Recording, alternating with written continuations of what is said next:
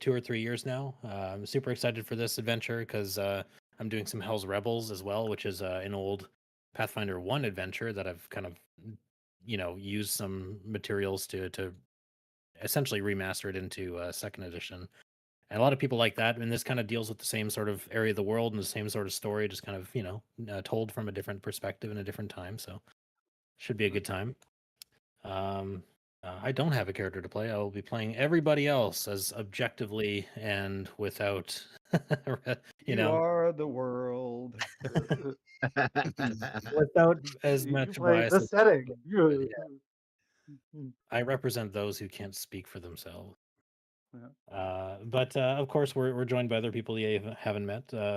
Briefly, if you guys want to go around and kind of introduce yourself, maybe Andrew, I know you. Who are you, and who are you playing? I am playing Min Daito, a traveler from Goka. She is Ooh. here to help free the people and give them a choice in their future that they currently lack. I myself have been what have we been playing for like 2 years? Yeah, Yeah. because we did. Doesn't feel like it would be that long, but I've been thankfully a player for some time. But before that, I was mostly a GM. I've completed only one campaign, but that was a 5th ed game that ran for about 9 years. So quite a bit of fun with that. And You I've completed two. You played with a bunch completed of other you systems. completed this one, the one we just finished. Well, of the ones I've run, Oh, the one I've you've run. completed. Yeah. Well, technically, we have completed a few others, but those ended abruptly with the campaign being mostly because everyone got themselves killed somehow. Minor details. Awesome. And on another note, you're also playing a bloodline that's technically only available to somebody who beat Phoenix, Fist the Ruby Phoenix, which was the last campaign that we played in. Yes. So that's quite cool. It's the only mechanic I think I've seen in Pathfinder that's very kind of meta. Had to take the opportunity. Yeah, Oh, I hadn't heard of anything. I didn't know that. I think it's the Yeah. only feature that I've ever seen that does that. It's like you can only take this if you've beaten a different campaign. That's cool though. Yeah, pretty interesting. Yeah.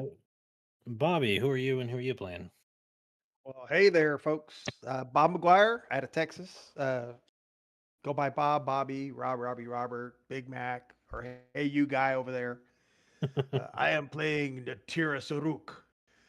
I am a once captive, grown up on the streets, don't like chiliacs too much, and my skills and ability are as I happen to be pretty good on the streets and use a little bit of magic, which translates to being a magus and eventually a skill monkey.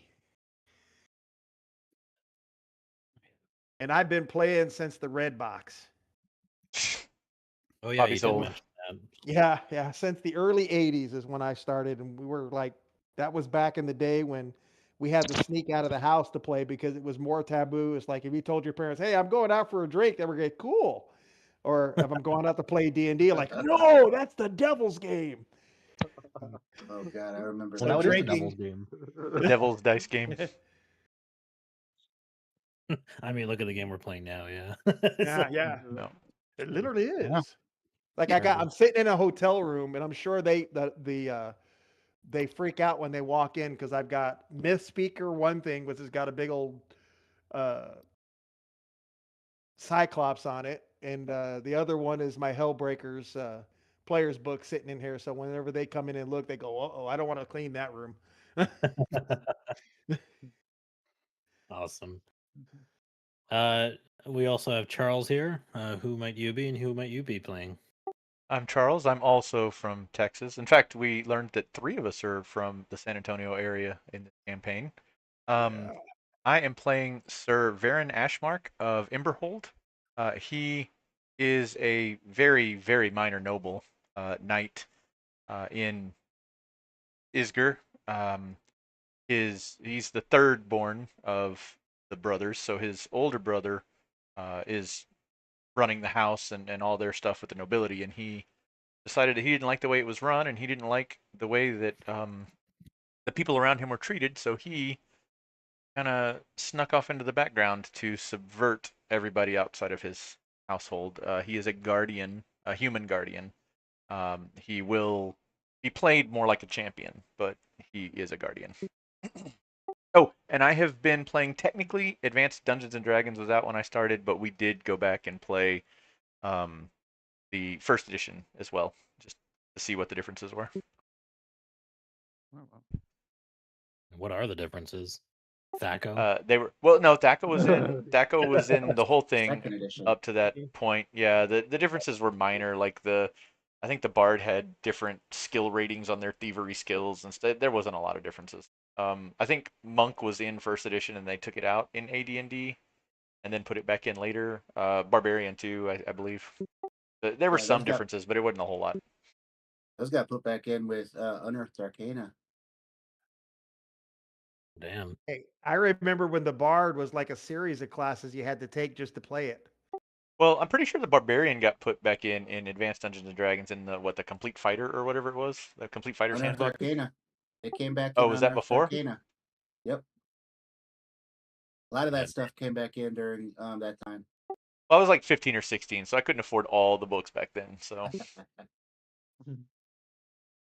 Yeah, they definitely never gotten cheaper. They've always been pricey.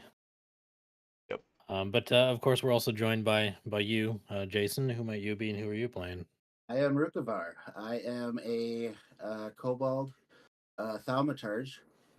I am from Kalsgard.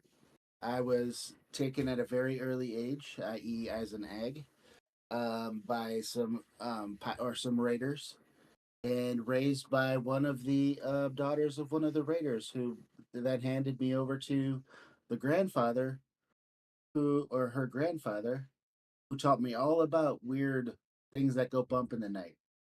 I'm here because I like a good sprawl or a good brawl, and hopefully can help out wherever I can, and a good Awesome. drink for that matter. Mhm. And I'm And the last, third. Oh, sorry, Matt. I was just going to say, and I'm the third of the triumvirate from the San Antonio area. I bet the weather's a lot nicer there than it is here. We got second Uh, winter today. this was the worst 2 days to make that comment. Actually, it Oh, was really? really cold the past 2 days. Oh, Really man. cold is mid-40s. Well, I work construction, so we didn't have any walls. We're on Oh. the third floor, and the wind's just blowing through like crazy. But Okay, that's fair. That's a slightly different situation, though. Very fair. Yeah. Very fair. Our March has been crazy. So yesterday it was 64, and then today it's 22. Go So home, Canada. Oh, wow. You're drunk. yeah, it's Yeah. crazy. It was like t-shirt weather, and then I had to put my fucking parka back on. So well, yeah, I think it was like 85 here on Sunday, and then today it was 33 this morning when I started work. yeah. Similar spread over here the other week. Yeah, No, I'm a little south of Canada. I'm in Boston right now, where there was a similar kind of shift. It's 35, but uh, it's yesterday. Yeah, yesterday it was in the 60s. So Oh yeah. and of course we Right. last days we got Billy as well. Billy, who might you Hey. be? Where are you from? What are you Hey, playing? I'm Billy, and I'm not too far from Boston. I'm in Rhode Island, so similar weather patterns over here. I'm playing yeah. Stormcrow. He's a storm druid. He's an Iskar reclaimer, so he is descended from the original. I believe the name is the Kellid tribes. He kind of was a nomadic druid for a while, traveling around, but has recently come back to the area to join the Hellbreakers and try to reclaim the lands that were once his ancestors. So that is kind of his goal. I've been playing TTRPGs, I guess, like I play a little bit 3.5 in college here and there, but my first campaign was like 15 years ago in Pathfinder 1E. And then similar to Andrew in that I was a DM for a while in 5e. I did one full campaign, and then right around the time that wrapped up, I got into a first campaign with Ambitosis here. So it's been about 2.5 years now that I'm playing 2e. And yeah, I'm enjoying it. Have I killed off any of your characters, Billy? I don't remember. No, Professor Pendergast did die, but he got revived. So well, that doesn't really count. yeah, it doesn't count. No one It that kinda died and didn't come counts. back. Yeah, he did have the It's still a resurrection kill. penalty for a bunch of sessions. All right, I'll add to my notes to permakill Yeah. units now. Yeah. Uh-oh. All right, awesome. So let's get this little adventure started. All right, Let me let's move you guys to go. another map. Hopefully you can see everything.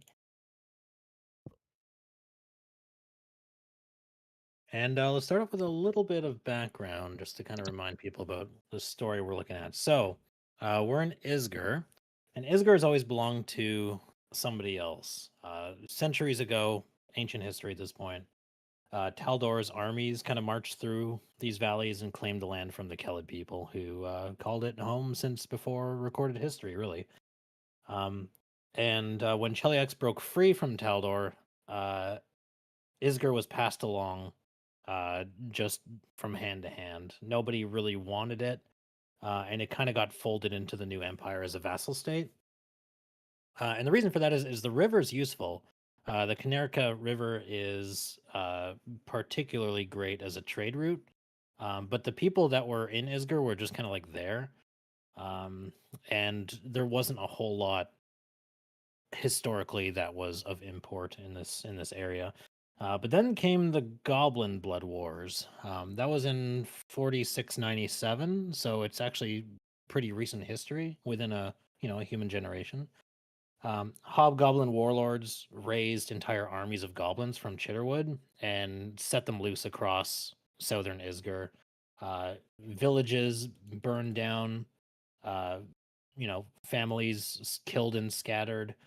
And the Isgari government was pretty slow to respond to this. And so when help of any real consequence came, it came from Cheliax and from Andoran and from Druma. Pretty much everybody except for Isger's own government pitched in to deal with the goblins. And the war ended. The dead got buried, and Isger's ruler, steward Hedvend the Sixth, ordered all his forces that remained to protect the trade routes and leave the countryside to fend for themselves. So the rivers matter, the merchant routes matter, but the people in the hills and the hollows and sort of the backwoods of Isger have always felt neglected. Cheliax actually sent nuns. They sent the Sisters of Asmodeus to care for war orphans after the war. And they brought food and shelter and, of course, the word of the Prince of Darkness. And many were grateful for that. A generation has grown up knowing that they owe their survival to essentially the Church of Hell. And that gratitude is relatively genuine. But it came with obviously some chains. And so for 20 long years, Isger has sort of endured. The countryside has been left to rot. Bandits roam freely. The dead don't always stay dead. And through it all, Cheliax has always sort of claimed its taxes and tributes and tithes, and hasn't really given a whole lot in return. But things could always be worse. But then a god died in 4724, so very recent history, only not even 2 full years ago.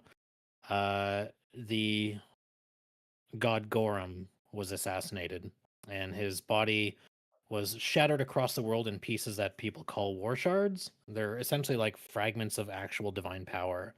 There was like a new gold rush. Every nation is trying to claim whatever war shards they can because it gives you godlike powers. There's a small rebel organization, which you are all part of, called the Hellbreakers League, and it was founded by 2 idealists named Alceo and Phoebe. They actually managed to find a war shard near the town of Breach Hill, and so word reached the capital in Cheliax.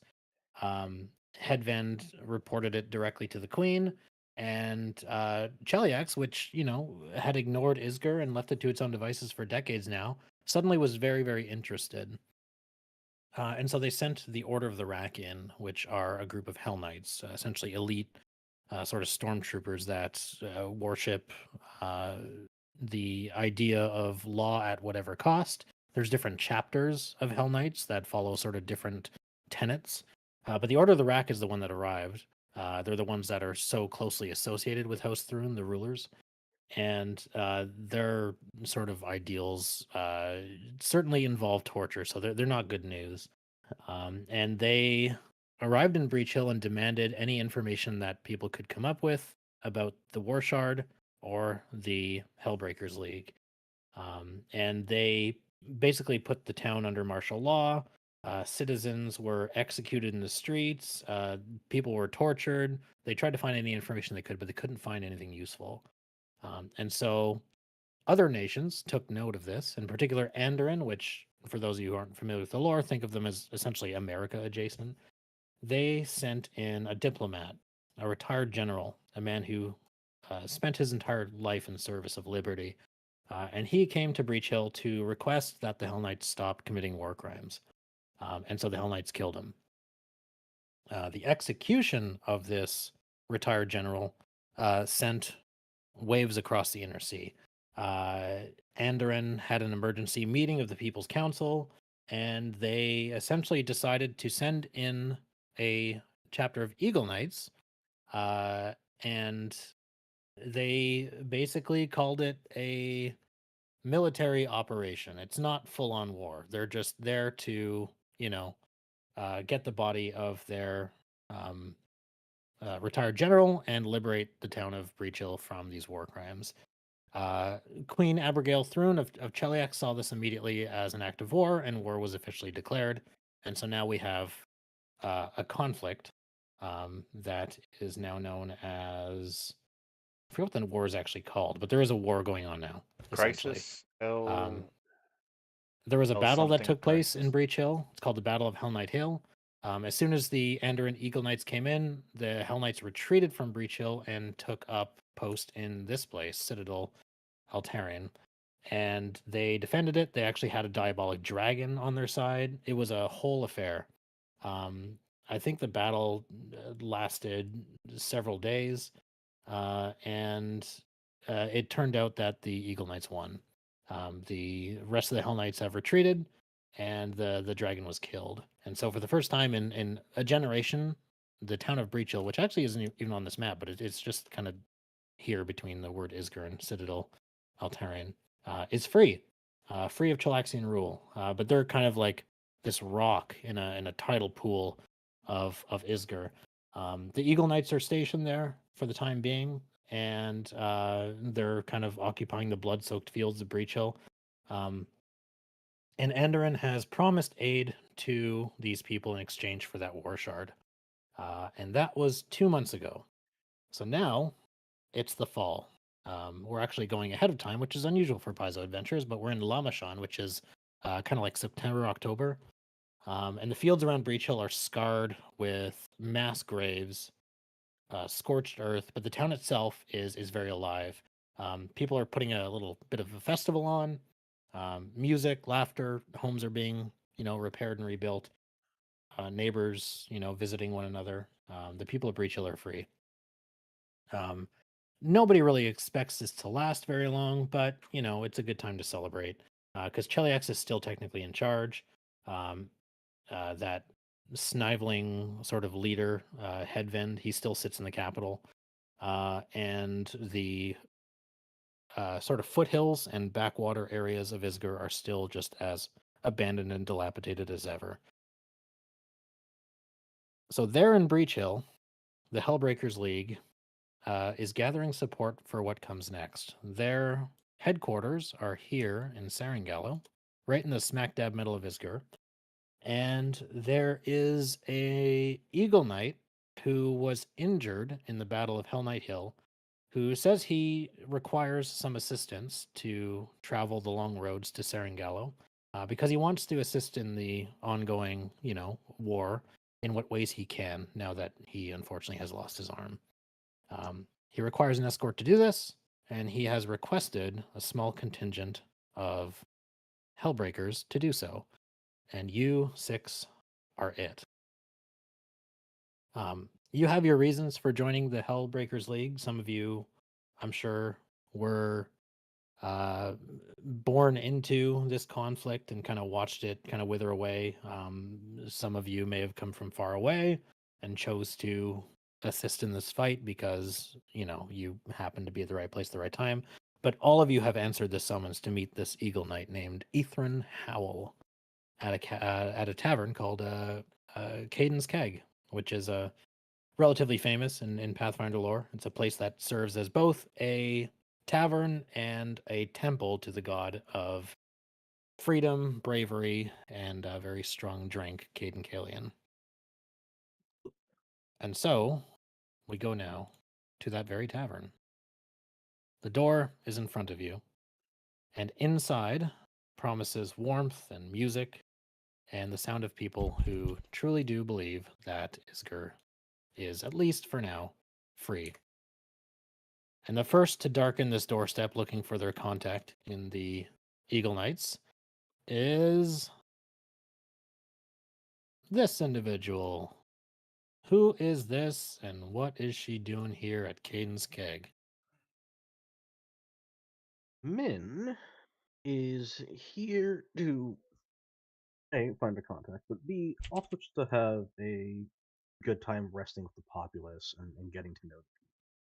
He likes to go around and meet new faces and figure out what's everyone's life and like what she can do to try to help them in whatever way, minor or major.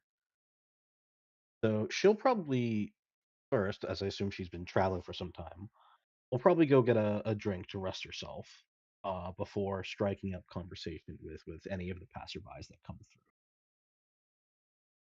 Oh yeah, absolutely. You would see that inside the tavern, it's like shoulder to shoulder in here. There's so many people. Pretty much everybody from the town who is not exhausted or, commiserating or otherwise sort of injured from the Battle of Hell Knight Heel is here to celebrate and toast the freedom of the Isgari people. And of course, any Hell Knights, or not Hell Knights, any Eagle Knights who happen to be present, which there are several. The proprietor of this particular establishment is this woman who has sort of a freckled face, long red hair. She goes around, she does that kind of like impressive thing where she has like a tray of drinks, and there's like 17 drinks on this somehow, like in a tower formation. And then she goes around and, somehow grips like 6 of them at once and sets them down on a table. Um, she would kind of wave over to you, and she looks like this. And she says, "I'll be with you in a minute. So many drinks to hand out." And she goes over and sets a couple on a nearby table. You don't notice immediately your contact among the people because there's just so many people. But you do notice somebody. Somebody bumps into you from behind as they're trying to make their way in, which is to be expected with the volume of people coming in.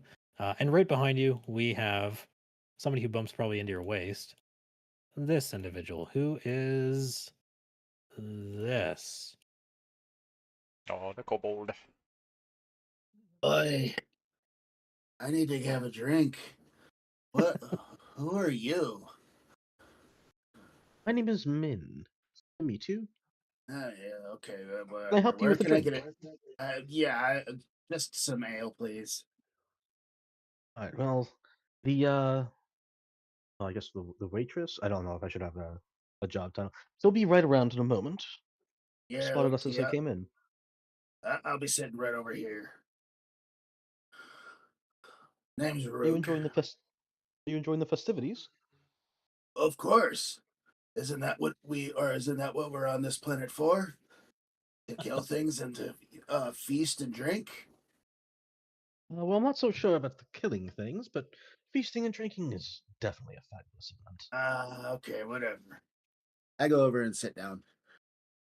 You find like a spot at a table. It's hard to find one, but sitting at that table, probably ruminating over what he just overheard at the nearby doorway, is this individual. Who is this?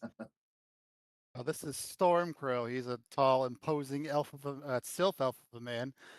And as he sees this new fellow sit next to him, he goes, "Oh, hello! Pleasure to meet you. My name, you may call me Stormcrow.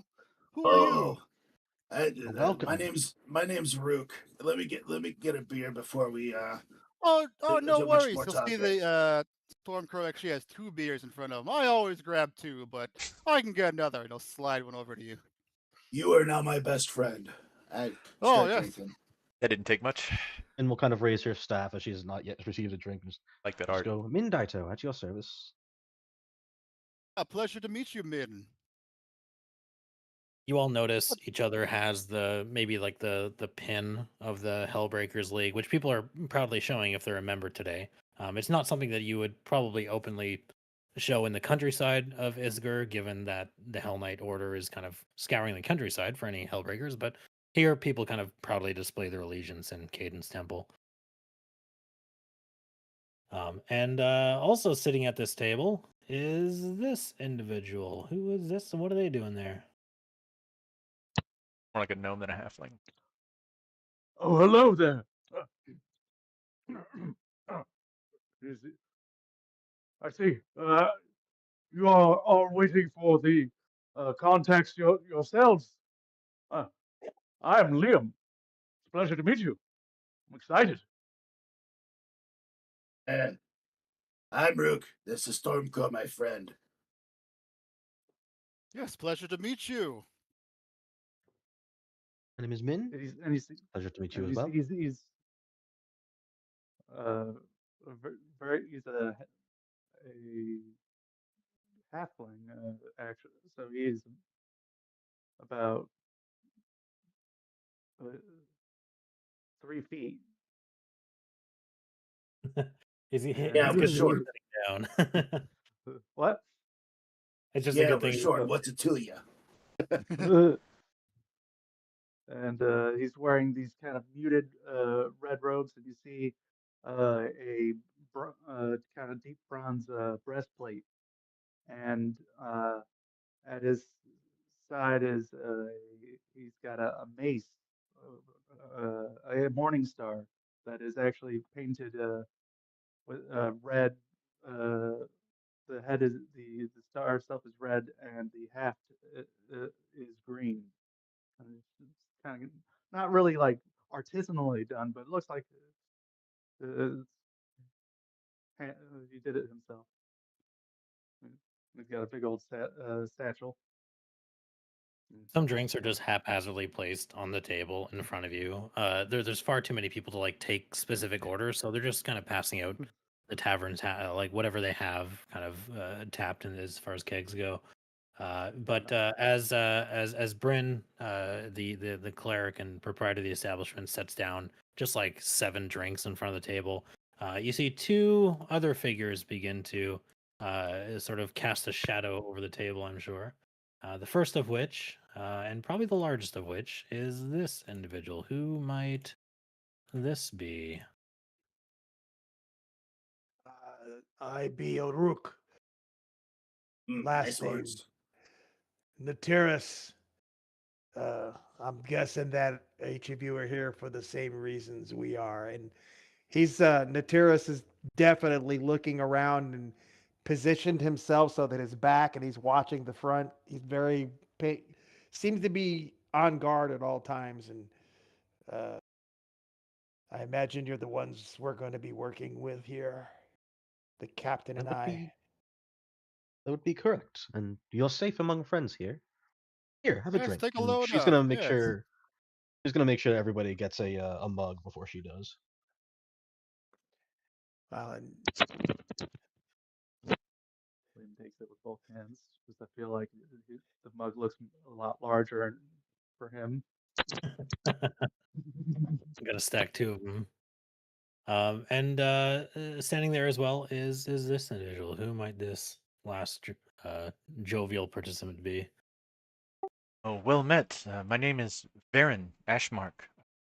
I was told to come here and meet you good people. I assume that you know why. If you don't mind, I would love to have a seat at your table and join you for a drink while we wait. Welcome Nateris back. looks up Always to him and welcome. says, "Well met, Captain. Good to see you again." Always good to see you, Nate. Have a drink. Why, thank you. I'm Rook. It's nice to meet you. And who might the other three of you be, if you would be so kind as to share your names? It doesn't even have to be your real names. I understand if you would like to. This is Stormcrow. I don't know who those three are. Yes. You see, My name is Min. Liam was mid gulp as and just he puts down the tanker. Just oh hello, I'm Liam. Hello. Oh, hello. Well met, Liam.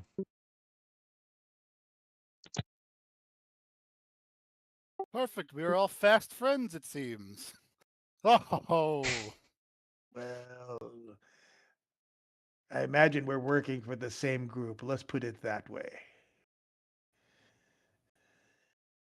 I don't suppose any of you have seen Ethan Ethan Howell yet, have you? Not yet.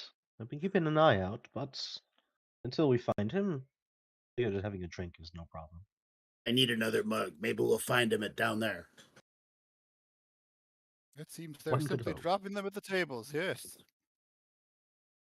You get up to go fetch another mug, and again, the tavern is just shoulder to shoulder. There's soldiers, farmers, townsfolk. Everyone's like drunk, and somewhere near the back there's a fiddler playing a reel so fast that the celebrant dancers are having trouble keeping up, and the whole place just smells like wood smoke and spilled ale and yeast, and there's a fire crackling somewhere that doesn't even need to, because there's so many people in here that the heat is just Right there. crazy. And uh, several sort of patrons raise their mugs as you pass by after noticing your pin.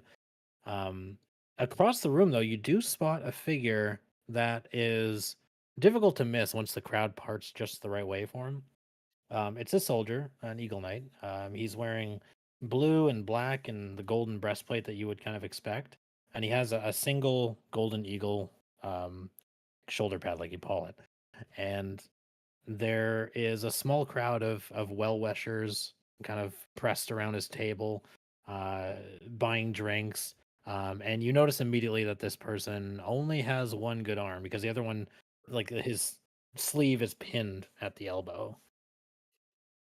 He matches the description of Ethan Howell. That could be him, Ethan. I agree. There's probably not many that look like that. Perhaps I should go introduce ourselves. I'll wait Oh, just a yeah. little bit and see if he's like looking around, or if I mean, I'm sure it would be hard to see if he was being followed in a room this crowded, but I would like to give him at least a brief moment to make sure everything's good before I approach him. Yeah, people kind of whisper small things, or yeah, so many drinks are piled up in front of them that there's no possible way that they could, drink them all. But there's a big plate of like food or steaming sausages and some potatoes and whatnot. But there is a lull in the crowd, and you're able to approach. And the individual in question looks like this. If you're here to give me another drink, I'm afraid I have to pass. We're actually here to give you some accompaniment. Oh, you're the mercenaries that I hired. He gives a little wink. Yes, we are here to protect you and your wagons on the way to your next destination, as your gold has so asked us to do. Perfect, perfect. Well, as you can see, everyone's in high spirits, as they are right to be. I don't suppose you want a free drink, do you? And they look down at like the selection of probably like 13 drinks in front of them. Of course. Thank you. If you can have any share that I would have. I can only carry maybe two in my one good hand, but I'm happy to join you at your table. Nice battle scar you got there. Yes. Well, I'm told that I could get a really good-looking prosthetic if I visited maybe Alkenstar or something. I think it's going to be very popular with the ladies. I would like to imagine that we look back at our table and it's immediately taken by like a dozen people. As soon as we stepped away, it was over. Well, I think most people stayed there to kind of guard it, so they'll, grab what remaining drinks they can and kind of hop over to your table, sit down. Pleasure to meet you, Ethran Howell. Name's Min. Pleasure to meet you. Natyrus. You can call me Stormcrow. Pleasure to meet you. I am Baron Ashmark. It is a pleasure. Yeah, we met. My name's Rook. Ethran nods I'm to gonna like that guy. everyone in turn.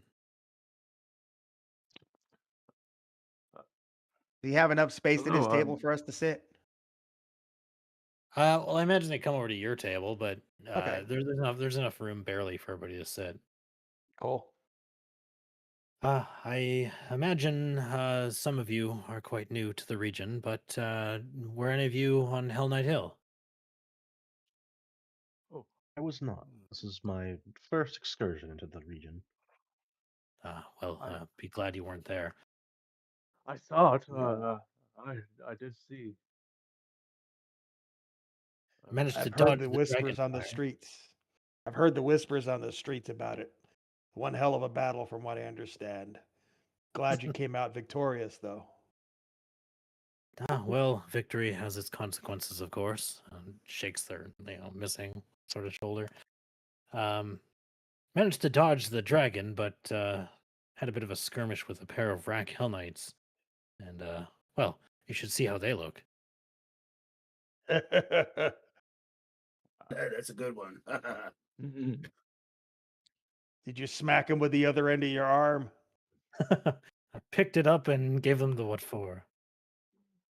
Good. Payback. At least that's the story I'll tell everyone. Yeah. Well, the Believable. Eagle Knights have me listed on what they call semi-permanent convalescence leave. What that means is I'm kind of able to do whatever I like at this point, but well, there's a lot of fight left in me, and I think I could do some good down in Sarangallo, and so I think I'm better needed there than here. And so, I mean, the league has its headquarters in Sarangallo, so that's where I'd like to head. But first, let's at least enjoy tonight. Tomorrow might be a little bit less pleasant. I admire You're your getting- commitment and dedication. get Let us me a toast to piece that. of a Hell Knight, it'd be Raise good her mug enough. for a cheers. Liam will cheers with both lifting with both arms up with the cup over the mug. As Ethran finishes kind of introducing themselves to you and you to each other, you hear the tones of a bell ring out from behind the bar, and for a moment the crowd goes quiet. Oh, Bryn leans over the counter to address the crowd, and she says, "Come now, friends, in the name of all things fun and good, as our beloved Caden Killian would have it, it's time for tonight's contest, and I can't think of a better night to have it with such lovely and loyal patrons of Queen Abigail II." And everyone's lets out like a big old boo at that. And there's equal amounts of cheers, and she raises a frothy glass. In honor of those who drove the scum of the Queen from our town, the theme of the evening is past battles and tribulations. Tell your stories, brave warriors and wily hunters, and let's see who tells them best and receives the blessing of the accidental god himself. And there's some more cheers that kind of ring out, and the bards start playing once again. And the weekly battle of the bards, as it were, sort of begins. This is something that happens often at Cadence Keg, where each participant, and you don't have to participate if you don't want to, can get up on a table and tell a tale of their past, a battle that they had, a trial that they overcame. And then you get to do like a skill check. Performance is default, but some people tell very embellished tales and throw a little deception in there. Some people tell scary ones and try to intimidate the crowd. Any background related lore that you can call upon to kind of convince the story, to make the story more convincing works as well.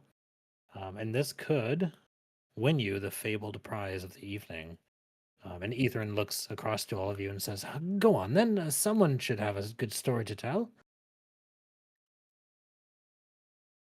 Unfortunately, I am not as well traveled as some others here might be. I've no tales to regale. Oh, that's just as well. Mine's a bit too gruesome to tell, anyways. Gruesome's good. Listen to this. So the terrorist will go ahead and stand. Captain, do you mind? Looking over at Viren. Oh, yeah, please be my guest. Well, where I need to stand. He's looking at where he needs to stand or whether he's just gonna stand where he's at. Then we'll clear off some of the mugs from the center of the table for some space. Oh, good. Don't kick him over. So I grab a mug and lift it up. Hear all tale. I got a tale of the underground. So I'm gonna be using underground lore for mine. Sure. And I'm just gonna tell a tale of survival on the streets and what it was like under Cheliax and how the change and how we faced the devils there and survived. So Absolutely. so be it all, living on the streets around here isn't always the greatest thing. You have to face all types of rats and scum and the dirt of the street looking for food, and sometimes you got to just take what you need, and you may not always take it from the right person. And he looks and says, "See this scar?" And he shows a scar that's an old scar across his face. That was from taking food from the wrong person.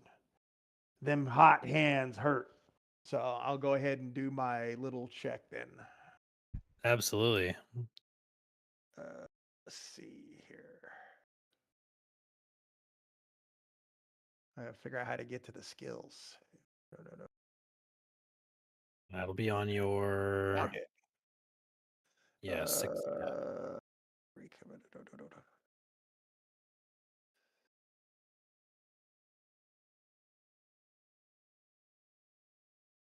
Also, Liam, I don't think you added your lore skill. What lore skill do you have? Warfare lore. Okay, I'll add that for you. I'm looking for where the lore is hiding. Acrobats, Arcana, crafting. It should be Be below all those. underneath. You have to add it. It's there. I see it. It's underneath all those. Oh, Lore there we skills, go. second category. There you go. And you can roll it openly. Oh, 11. Yeah.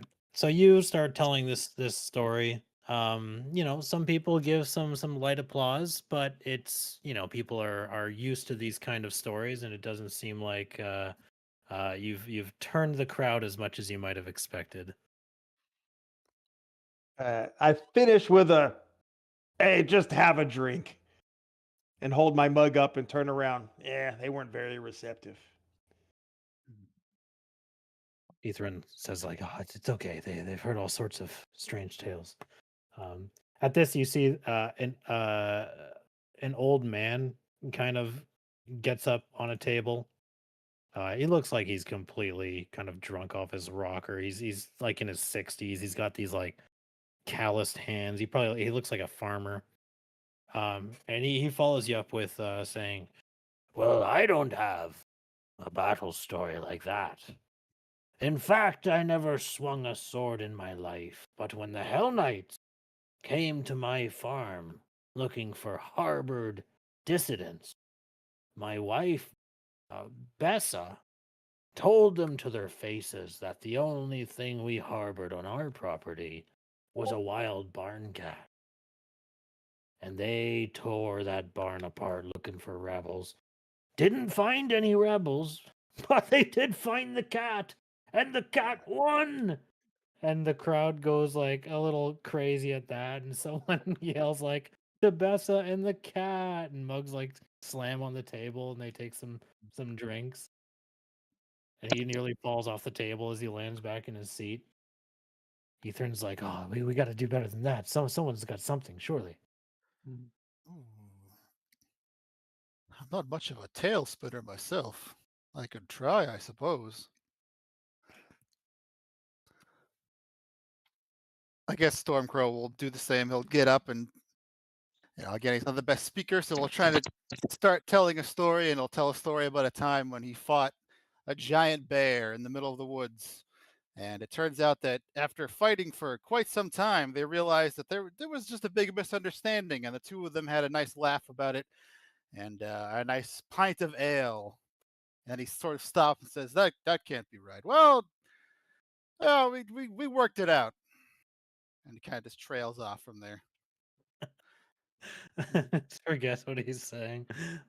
You can do a skill check, of course. I guess that would be performance. He's not good at that, but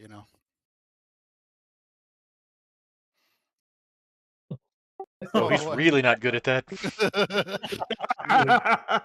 Hey, I thought I did bad. We're just not storytellers, man. Okay. Okay, I got this. I get it. I jump Perhaps up you on should the just table. stick with drinks. I hope I got this. I hope you're better than the last two of us. Of course. A couple seasons ago, I was out there minding my own business, hunting with one of my brothers. He's a lot taller than me, I'm short, but I'm strong. Anyways, I went hunting, and we ran into this really big dragon, and I ran. Isn't that freaking awesome? Way too ran. I'll put it this way: you're still standing and walking, so that's a good thing, I guess. Yeah. No. I'm not done yet. I went back to my uncle Fred, who taught me how to do all this stuff. And I asked him, "Uncle Fred, if I run into this, what do I do?" He told me exactly what to do. I broke out a bone that he gave me, put it on my spear, ran back to the dragon, said, "Dragon, you're gonna die." And he breathed on me, and I woke up a few days later. But I tried, damn it. And I go back into my drink. I guess the same thing. You're still walking, so that's a good thing. I will say, regardless of how your roll goes, as you tell the story, I mean, a kobold thaumaturge from Cheliax with half elf blood and a fancy mirror is going to draw stares no matter what. So, let's see what your roll is. Oh, fancy mirror. Oh, mirrored ages. Okay, not that one. We're gonna do that one.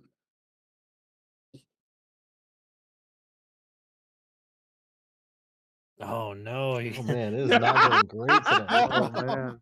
You always We have the are option just to hero point these. awesome. I will Oh, hero point we're- that sucker. We are such Hero points come awesome and go. That is true. storytellers. Use them or lose them. Everybody has 2 for this first session.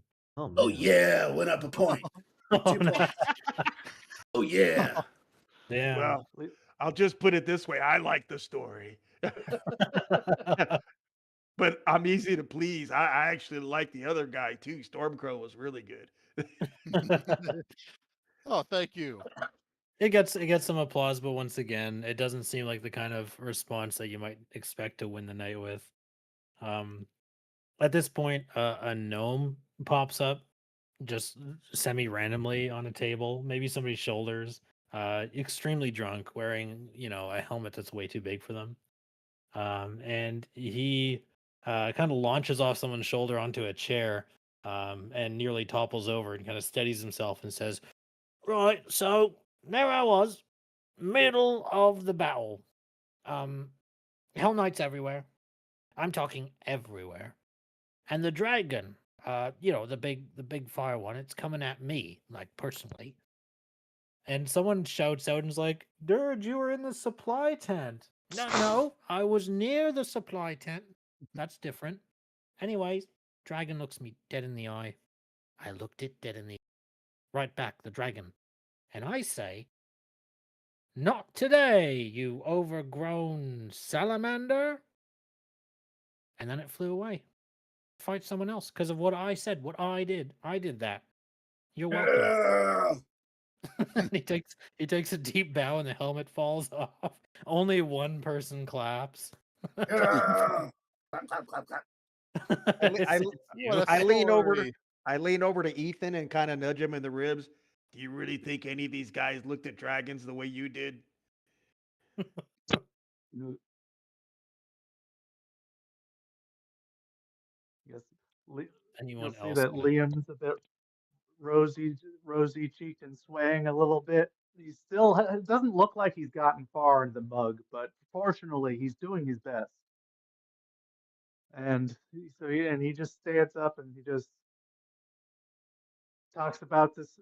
He gets up onto the table and he talks about this time when he was a child and he rode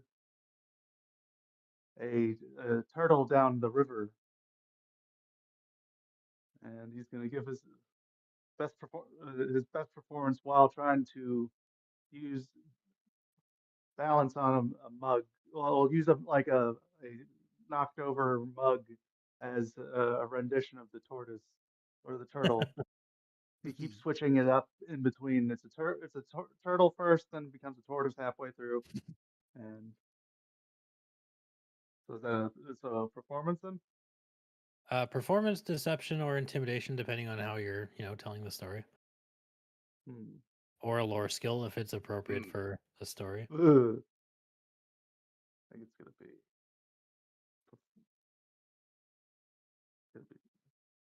Do you know? Do you know how to roll your skills? I'm gonna. Oh, there you go. Perfect. uh, Oh no. We are just rocking it, man. You know what we're doing? We're getting rid of the bad rolls now.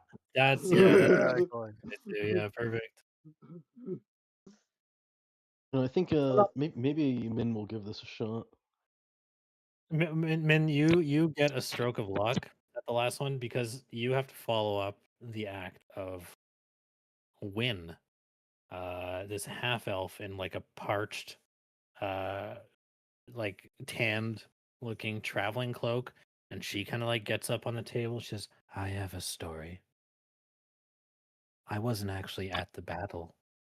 I was coming down the road from the north when it was already over, and I saw the smoke, and then I saw the people walking the other way. Farmers, I think, mostly. Some soldiers. A woman was carrying a child in one arm, and a Hell Knight's broken lance in the other. I asked her where she was going, and she said she didn't know. But wherever it was, at least she was free when she got there. That's not much of a battle story, but I do think about that woman a lot, and all the bloodied people walking down that lonely road." And she like sits back down. The whole tavern goes like real quiet. They're like, "Okay, well, does anyone have anything a bit more lively?" And you'll get a +2 circumstance bonus to the last story because that one was just so dreary.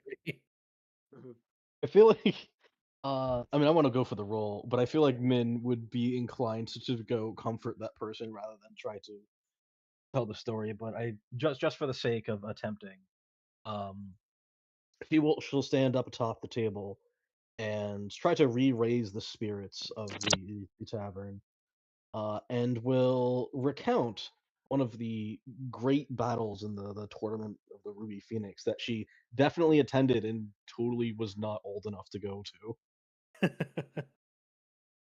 And we'll talk about the rumored, three-headed tiger that this group had to fight and how fantastical and epic it was and the spells that were flying, and she's lying through her teeth because she has no idea how that fight really went or how it ended.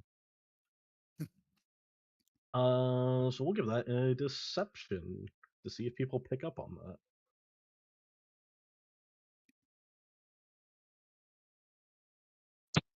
Okay.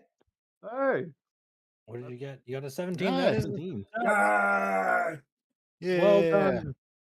Someone finally Well, that's not even succeeded. the circumstance. That'd be a Yeah. 19.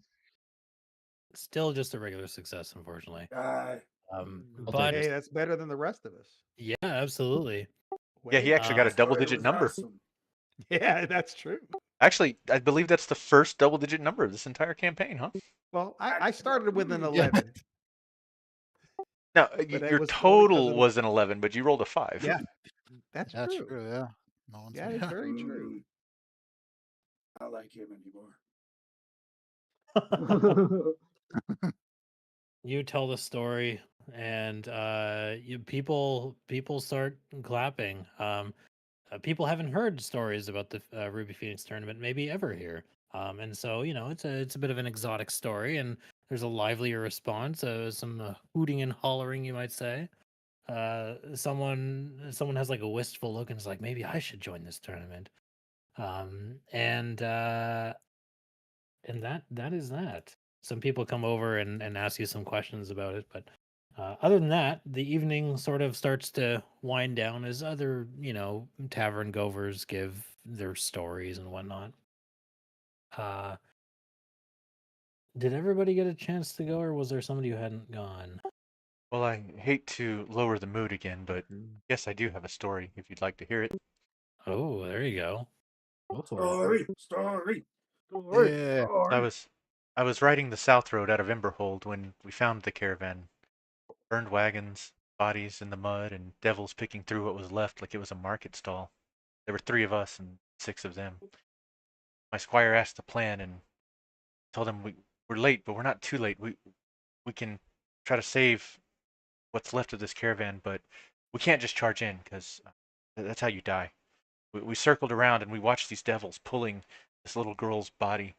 She was still alive, but pulling her body out of the caravan, and we couldn't wait any longer. We charged in. We fought our bravest. It wasn't clean.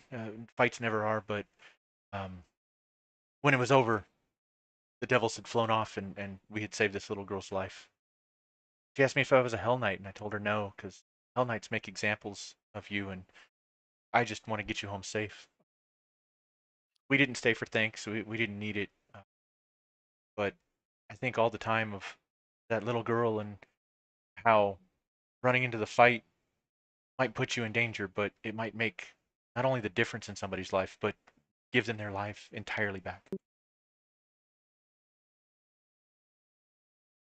I'm guessing diplomacy? Sure, Is you that could an do that if option? you think. Yeah.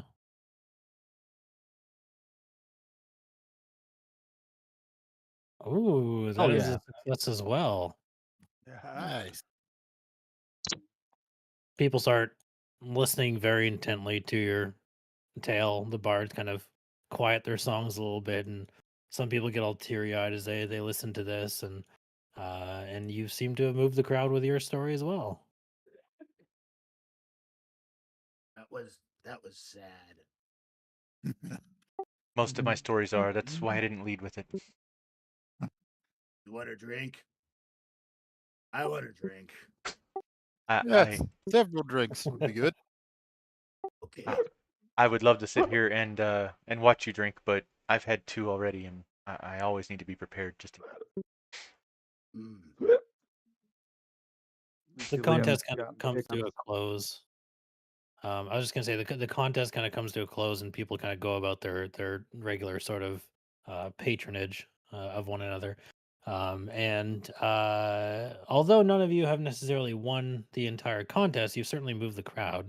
And so for that, everybody gets 30 experience. That's something, right? That is. As long as Yeah. one person succeeds at a storytelling check, you all get 30 XP. So that's something.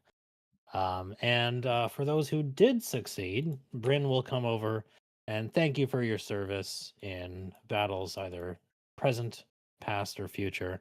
And she awards a minor healing potion to Sir Varen Ashmark and Min Daito. If you want, I can put them in the party stash and you can drag them yourselves, or you can just add them. I'll just add it. You Yeah. each get one of these. A drink for travels that are a bit more dangerous than most. Appreciate it.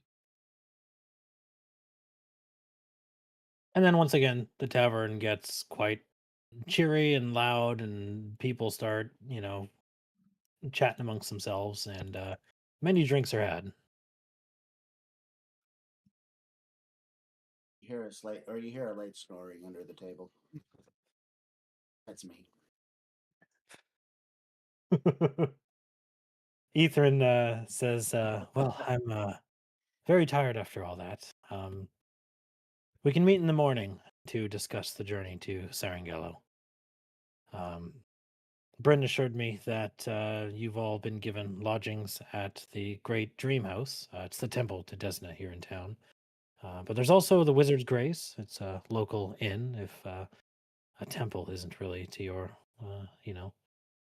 fittings. Or you could join me in the camp outside. The Eagle Knights have, of course, a camp set up, and so that's where I'll be returning to.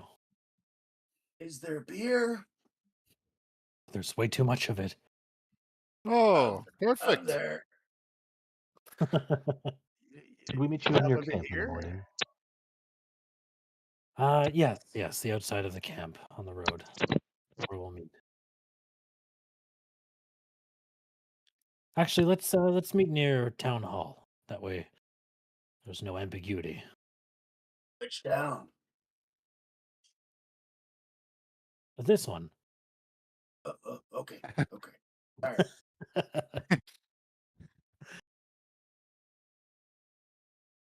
All right. Does anybody do anything else, or shall we say you find lodgings or camp out otherwise, and we'll advance the next day? I go to sleep under the table again. As one does. Yeah. So as normal, Natyrus is going to take and use his underground lore to try to just see what kind of information or anything, uh, if anything currently is going on the streets, if there's anything of interest that might be useful. Sure. Why don't you go ahead and roll a secret check for that? Just you can use it as gather information, essentially. Yes. Okay. Let's just make sure I do this right. So let's pull up skills again. Again, it's been a while since I've played on these things. Underworlds and switch to secret, right? Yeah, it's a blind GM roll for a secret Blind roll. GM roll. Got it coming your way.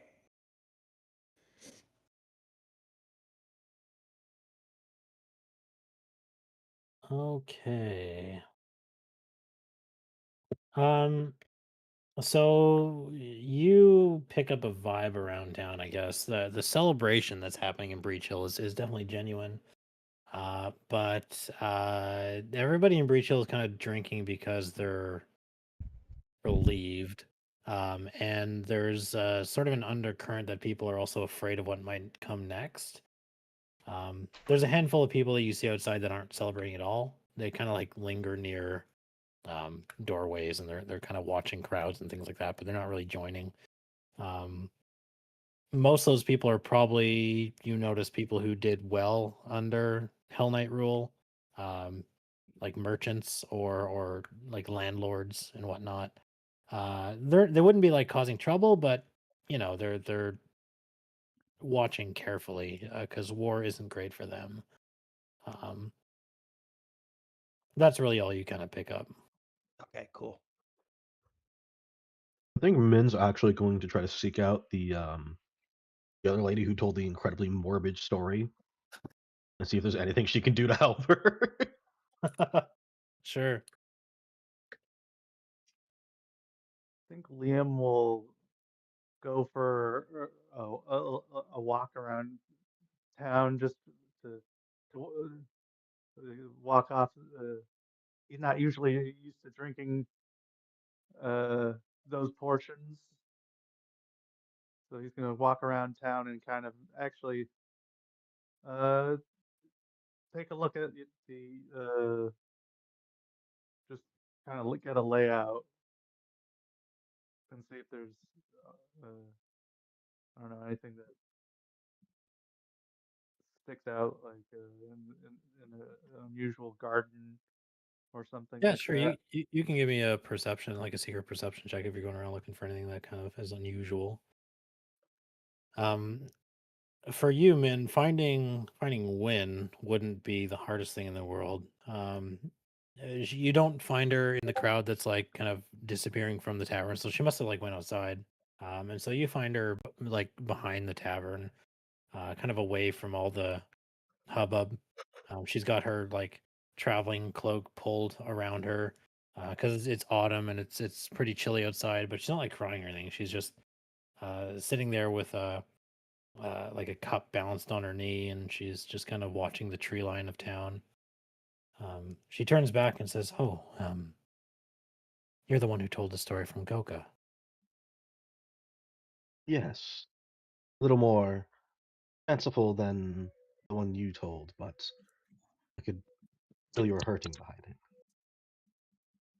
Well, this nation has never had an identity of its own, and it seems like war is really the only thing that binds us together. I'm wondering if maybe I should leave for more colorful shores like the one you described. That is an option, although if you prefer your country to not be bound by war, then you should consider helping in your own way. But however you decide to help is going to be up to you, and whatever you feel is going to be the betterment for the others that are less fortunate. Oh, don't get the wrong impression. I can wonder if I should leave, but I probably won't. I'll probably just be like the woman I described, just moving forward down the road, um, down the long stretch and making do with what life we have here. Every step you take is still at least a step forward. You've come a long way to be here, from Goka to Isgar. That's what, like halfway across the world. You've never even met our people before. Why are you even here? It is true, and while I don't have any direct connection to Isgar or its people, I do believe that I can provide some help. While I have enjoyed many freedoms and comfort in my homeland, there's not so much as true for you here.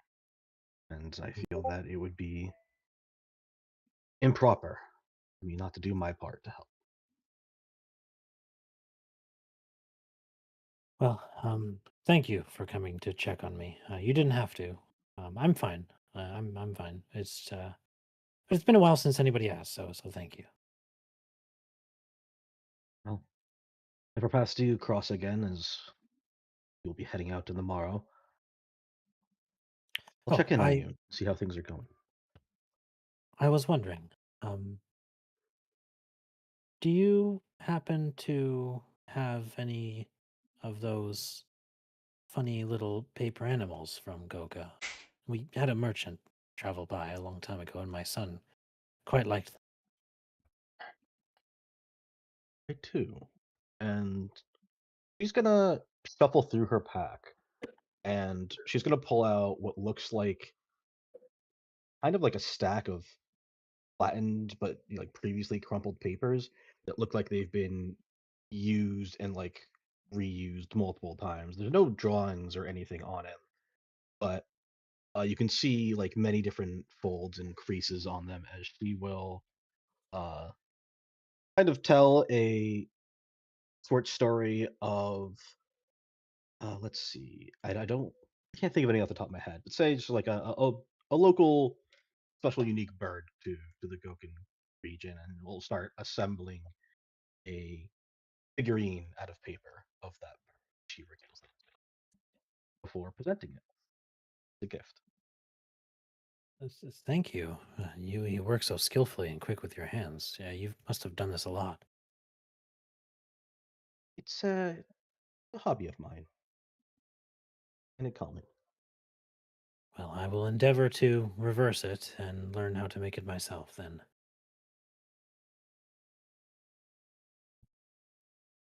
Good luck with it. It is something you can truly redo as many times as you need until you get it exactly the way you want. And good luck on your travels. Thank you. And we'll bid good night and I think head off to the temple.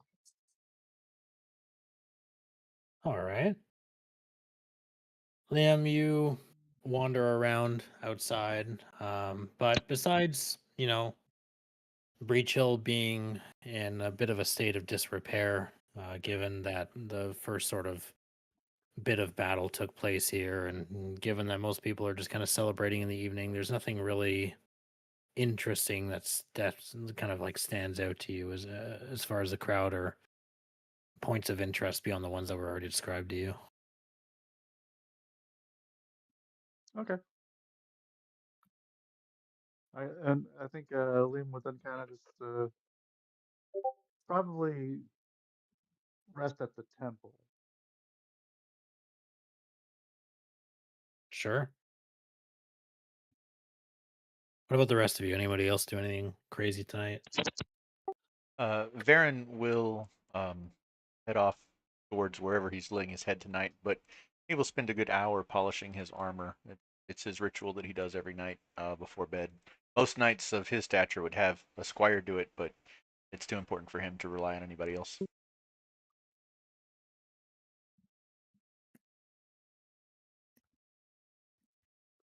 I'm happily asleep. What about Stormcrow?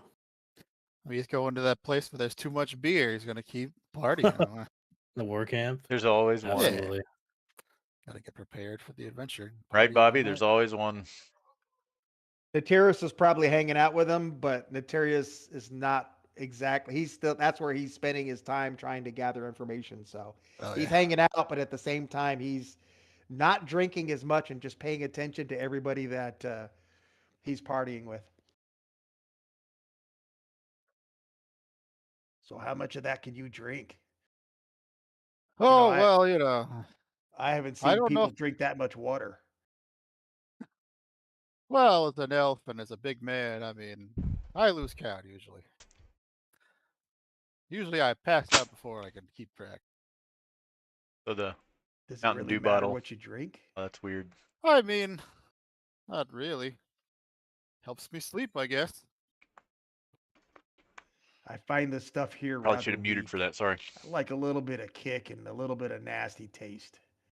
That's true. It's not exactly high quality, but it gets the job done.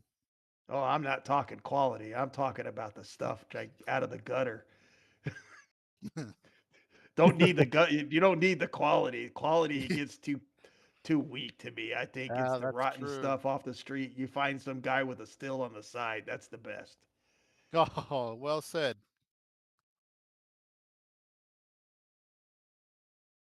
So is it just Min that's going to the Great Dream House? Well, that's the place we're going to sleep, Oh. right? Well, there's a couple Well, there were a places. couple You can go. options. The Oh, Temple of yeah. Desna, which is the Great Dream House. You can go to like a local inn if you want, or you can just camp out with the other guys at the war camp for the Eagle Knights. Oh, definitely the war camp for Varen, yeah. Okay, then you guys, I'm sure, sort of commiserate quite well late into the evening. Eventually, pass out near a campfire. The Dream House, though, is a bit of a interesting building. It's very wide. It's built out of limestone, and there's a carved butterfly that spans the like the capstone above the entrance, and the entrance is low enough that if you're sufficiently tall, you could reach up and like touch it. And so the wings of the butterfly are actually worn smooth from decades of visitors are reaching up to touch it for luck. And Liam it vainly tries anyways. there's a central garden inside the courtyard, and it's open to the sky. And so there's autumn plants that are still in bloom, and raised stone beds, and they have these like lanterns hanging from hooks, and there's water trickling from somewhere. You're not really sure, but you can definitely hear it. and then you're not even sure if there's water at all, or if it's just like some enchantment that kind of goes through the place. But there's an acolyte that would come over to greet anybody who stays here. Doesn't ask any questions, um, besides how many beds you'd need and if you needed healing. But Desna's acolytes kind of believe that every traveler carries a story worth protecting, and the price of a night's rest is whatever you want to pay, like whatever you can spare, or really nothing at all. And so everything's kind of painted like a deep blue, and the sleeping quarters are kind of on a floor that has a ceiling that's been painted with dotted silver stars. And if you're sleepy enough and the candles are low enough, then you could swear that it's actually the night sky up above you. They're like slightly enchanted. And the head priest would be there, very old, even by elven standards, and gives you some words about Desna, and that every road has an ending, and the sky goes on, and rest well, and enjoy your journeys and whatnot. Um, and that place is very, very peaceful to rest in. If you had any sort of wounds from the Battle of Hell Knight Hill or your travels, they would definitely be taken care of here. But it's always got like that trickle of water wherever you are, and it almost sounds musical, but there's no actual water. Whatever tomorrow brings, tonight you would sleep very well within Breach Hill. Whether it's under the painted sky or under the real one, you all get to rest in the sleepy little town of Breach Hill. And we'll advance the next day. I don't know why, but I was definitely not expecting water towers. I've got a whole ring of them. Well, something has to fuel that nice fountain right there.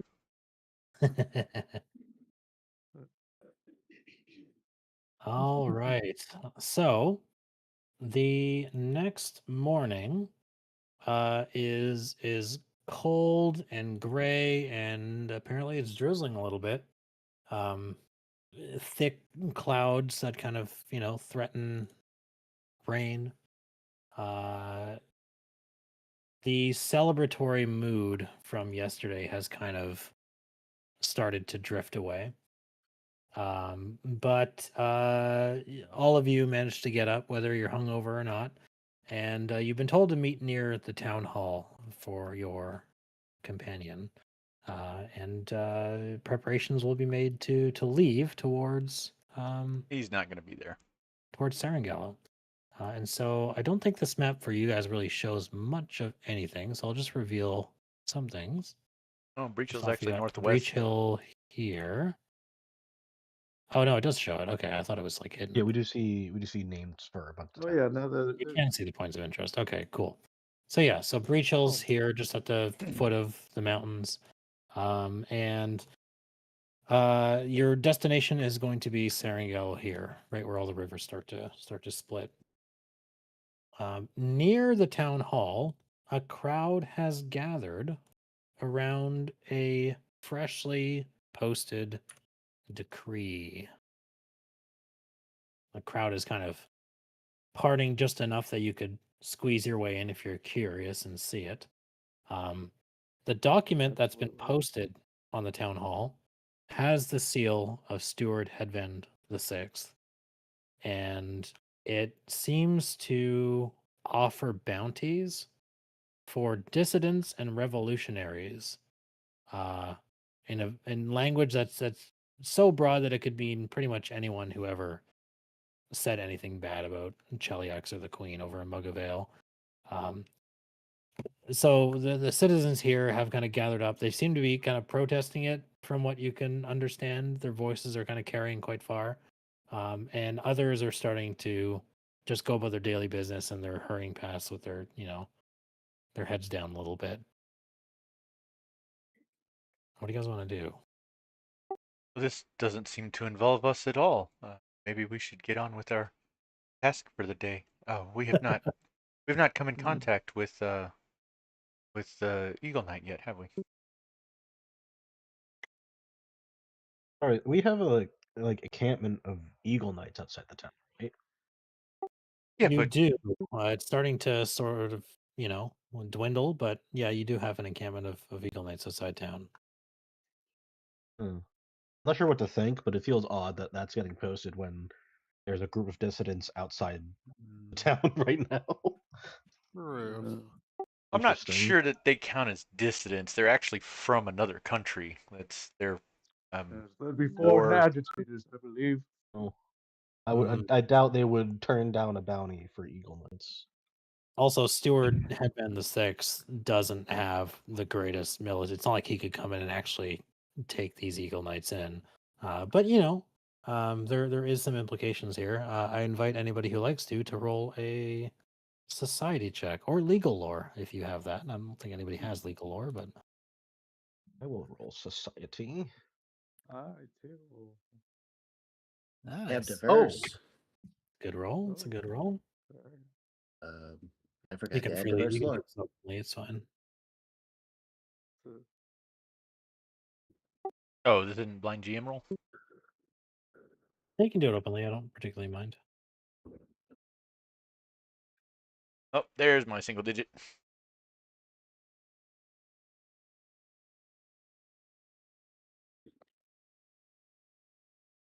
Anybody else wanting to roll? I'm working on it. Good. Oh, we got Min and Liam. You guys are both colored red. Oh yeah. One of you guys might Yeah, want to. I've been meaning to. Yeah, I was gonna change that. Oh, I can change. Yeah. Okay. I got it. Oh, sweet. Okay. I will send the people who succeeded some information.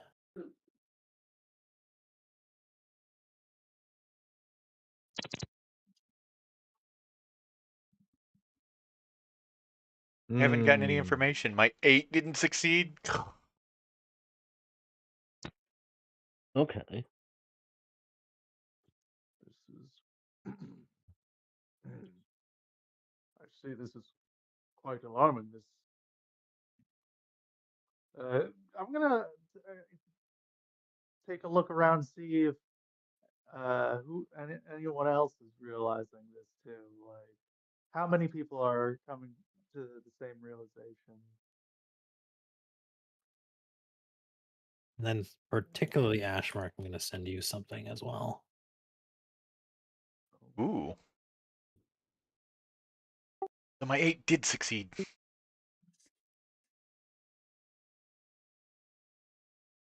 I'm trying to think of what would Min do here.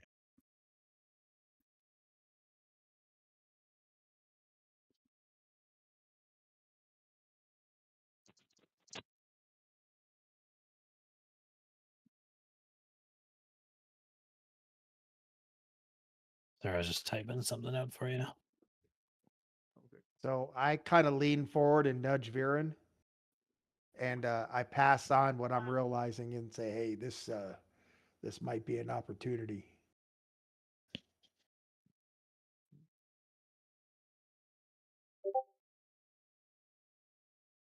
I think what Min's thinking is how prone are the people of Isgard to be like loyal and supportive in a community to each other? Like, is it something that they are like notoriously for or against, or is it unknown? Can I try my lore Isgard to see if that's like a thing she's aware of? I would say just having it would automatically succeed. You would know that a lot of people in Isgard are very poor. Any promise to turn in somebody that is working with the Hellbreakers League or the Eagle Knights and against the Queen for the promise of actual gold would do it in a heartbeat. Hmm. Probably not around here in Breach Hill, but elsewhere that's another story.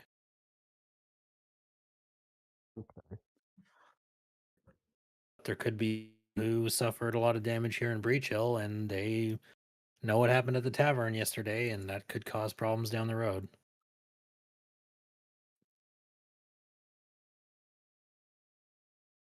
don't know if there's anything that she could do about this. I mean, she'll probably mention to the party that there could be a lot of trouble arising from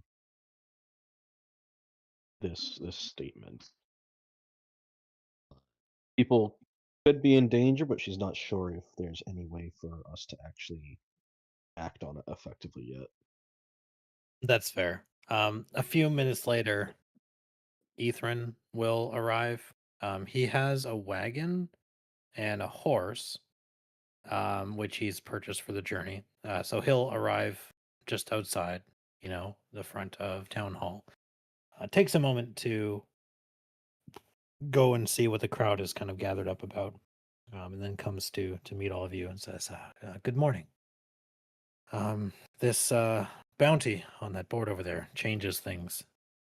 The road to Sarangallo goes southwest through farmland and a few small villages.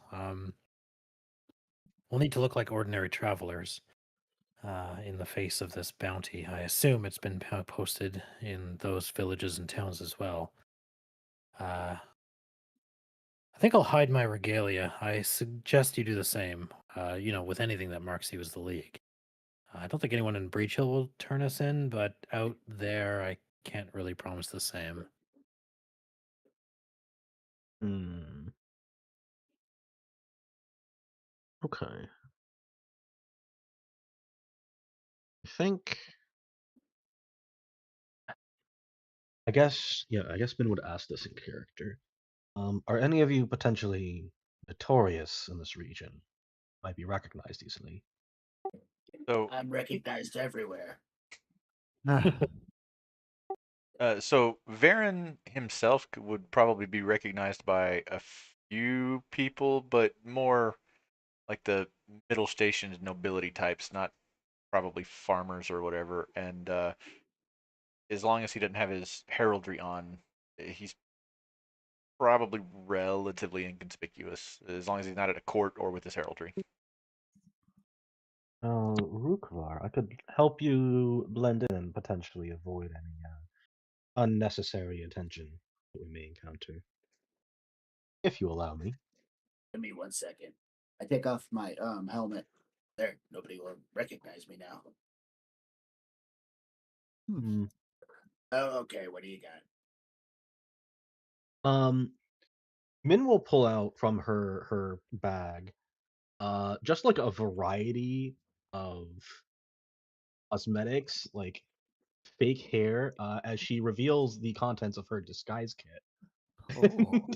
Will put effort into change your appearance enough that, at least at first glance, anyone who might know who you are would not recognize you. Have you guys been following the new NVIDIA DLSS 5 stuff? Oh my Oh yeah. god. You turn that Sure, on, yeah. it's just like, you gotta Play yassify different person. them. I will use one consumable of replacement cosmetics to use this. Which, what does this do? This usually needs disguise. You have to set up an order to impersonate someone using deception. Okay. I guess we can attempt deception later if somebody spots them to try to get out of it. Yeah, that's fine. I've never actually used this before, but I thought it would be neat. That's a good use of it for sure. I put on a blonde wig. Does And it I put have my a helmet back on. Oh. spare arm for Are we each arm? planning? Is there a specific road we'll be taking? I don't know this Well, area as well. I was going to head south to the river and take a ferry upriver to Sarangallo, but given that that's the main road, I think it best if we travel through farmlands to the southwest and take the overland road. It's a couple days longer, but we're less likely to run into patrols. Okay. This doesn't quite work the way I want, but that's fine. Okay. Understood.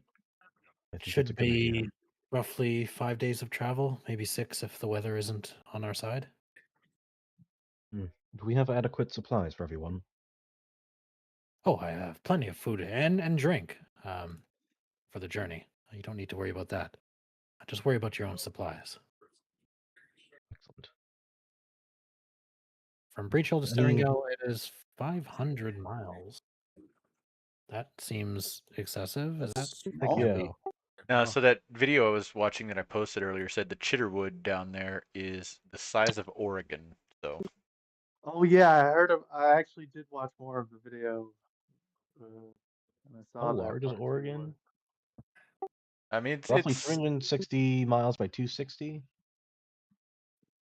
Yeah, this this seems like seems. it seems oh, like the it's even scale. bigger than Oregon. Yeah. Yeah, I don't think the scale is correct because it does mention that it's like a 4 or 5 day journey, but you can't cover 530 miles in 5 days. I don't care. Like it's just not happening. Oh, yeah. You've never ridden with me. Nah. We can get 20 miles So- per day on an average travel speed, so that's gonna take us what, like forever? 11 days. 2 weeks. Oh no. It would take 5 days, 25 days, 28 About days. a full month. Assuming nothing happens and we made a straight route, which we're not making. well, let's see here. Now I'm curious. Let's check the wiki. They have the globe on there. Breach It's very Hill important. to Seringalo is 100 miles. Yeah, this is wrong. Okay. I'm gonna fix this because it's gonna bug me. So it's like just cut the scale by like 5. Like Yeah. into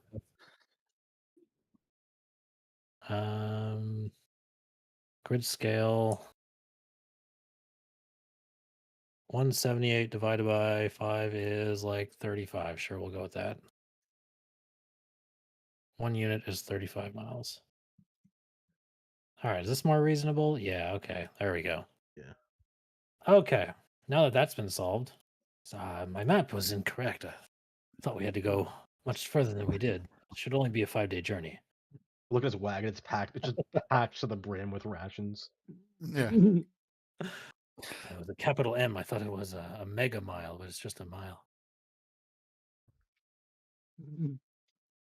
Oh, all right. Well, if everybody is ready, let's head out while the weather's on our side. He says as it's like drizzling. At least the rain may Lead help on. cover our tracks. If you don't mind, I'll scout up ahead just to make sure everything's safe. You never know what will run it along those streets.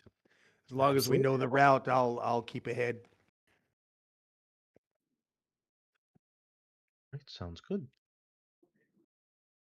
All right. So now begins the journey through the countryside. It's going to be roughly a week's travel, a little bit less than a week's travel before you make it to Sarangallo, and who knows what could happen along the way. But let's take 5-10 minute break, whatever you guys need, and then we'll come back and see what you do run into. All right, perfect. It is Nothing. We get intermission there, we're time. totally fine. We earned It's 1,000 XP. Whoa. Get to Oh, test wow. the That. Doing intermission great. thing. This will be great. Whoa! Good What is? job, guys. Really good.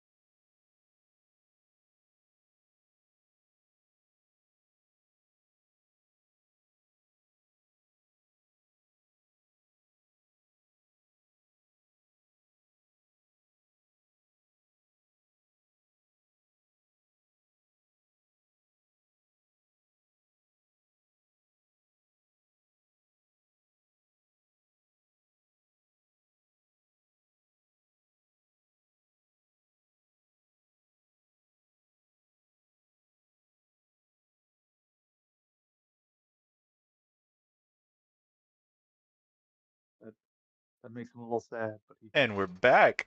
Oh, and 2 people gonna watching at the fools same it time. all. Thank you guys. We'll have to come back and make sure everybody's okay later. Absolutely. What was the spelling of what was it? Was it Mim that Min was talking to? Was it Win? What's her Win, yeah. name? WYNN. WI.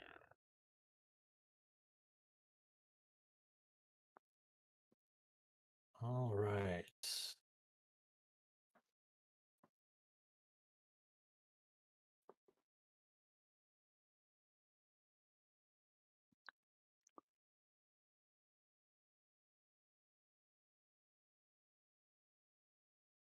All right, so the traveling begins as you all make your way onto the open road. The sounds of nature kind of fill the air. Uh, I'm sure you're all either standing on the stagecoach or in the back or otherwise on the wagon or walking alongside it, scouting ahead, making sure everything's safe, doing what you all do best, of course.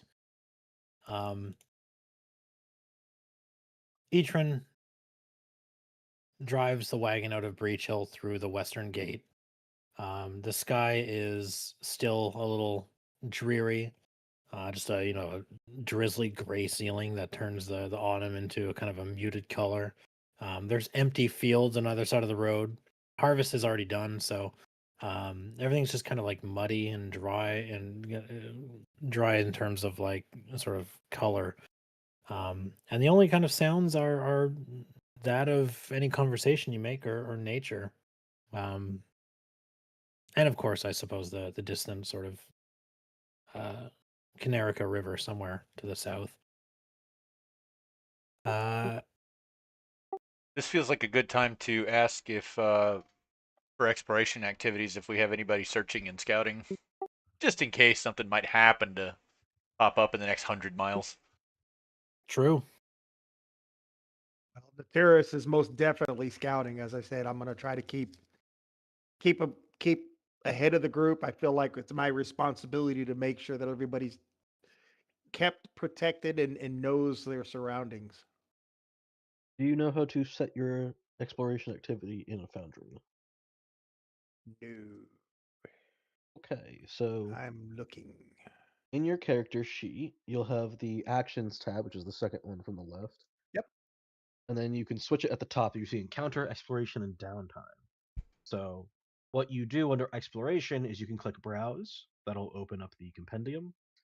You can then drag in whatever exploration activities you think you may do over your career. And then once you drag it in, there'll be a button to click that'll activate it.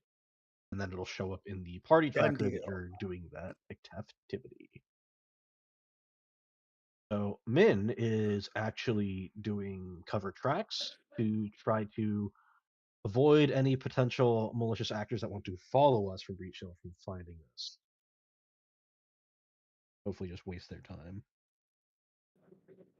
Makes sense. And Terrace, you're doing scouting. What are the rest of you doing for exploration activities? I've got to gather information. Gather information is great if you're in like a civilized area with people to talk to. It's like a 2 hour sort of activity to get information on a topic or listen for rumors or something. It probably wouldn't apply very well to countryside travel. Well, fine, be that way. I don't know. A druid might do well with gather information in the countryside. Talk with all the animals as they Yeah. jump in. You never know. That tree over there needs a little bit of water. Ooh. So Varen typically is defending. It might seem a little weird for a 100-mile walk, but I try to always be on guard. If nobody else will search, I will, but I'm not very good at it. So, but search is I was definitely a gonna ask mandatory. about if search was one that I was just Oh yeah, usually in a group this size, usually having 2 people search is beneficial. okay. Yeah, I'm still And just doing search. All so good let me see. options. Definitely. Yeah, why not? I'll just search. Got good perception. Or somebody's really good at gather knowledge. Sometimes as investigation or whatever could theoretically be good. But yeah, you definitely need to scout and you definitely need to search pretty much at all times. Think of the amazing encounters we'll experience if we don't scout and walk straight into them. Exactly. Oh yeah. Also, I guess saying there's two people already scouting. Is there something like gather with? Oh yeah, I see. There's What are Like, you thinking? get information or gather yeah, like food? I was thinking maybe for something like forage, or is that Forage? right? Is that what you said? Yeah. Oh, subsist is what that's called in here. Yeah, subsist is what you're looking for. Ah, okay. Yeah, basically just gathering materials along the way to cover your food and water for the journey. Yeah. Which is a great idea, by the way. Though the Eagle Knight guy said that he had plenty for us on this trip. All right. Oh, okay. I'm Yeah, but he gonna probably avoid has enough for notice. himself. You could definitely keep looking for interesting things to kind of break up the monotony of eating trail rations the whole time. But yeah. Might find some Yeah. mushrooms. Let him look. He might find some mushrooms.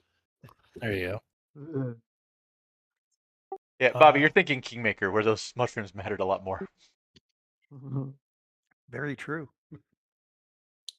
Regardless, the journey goes by relatively uneventfully for the better part of it. The first 4 days are just kind of going I really through wish the Isgari cleric would be countryside. There's searching. occasionally some He's got crazy eye refugees that wisdom. you pass by on the road, but they don't really make conversation. They just kind of bow their heads. A lot of farmland. Um, the weather over those 4 days, let's Okay, see. at least the The druid is next one searching. is extremely rainy. The one after that is rainy. The one after that is drizzling. So a lot of rain in the fall here. And it's not until the afternoon of the fourth day that something, kind of breaks up the monotony, which is you pass by or you're about to reach this small village. Um, it's barely a village at all. It's the village of Draymore. It's just a handful of buildings kind of lining a single, probably very muddy road now. And it looks like as you're coming into town that it has some villagers just kind of going about their daily business. There's a general store for travelers along the road here. And so Ethan kind of pulls the horse alongside the general store and very carefully climbs down. And he says, I think I'll restock some supplies and check what they have in here. Should only take a few minutes. Just watch the wagon, would you? Just mind yourself. We don't need you getting into any trouble out here. Pat's the one good weapon that is kind of tied to their belt. I'll be just fine. oh. Does anyone want to go with him? I don't know a politically correct way to say this, but if he's carrying supplies back, one arm's probably not enough. I don't. Right.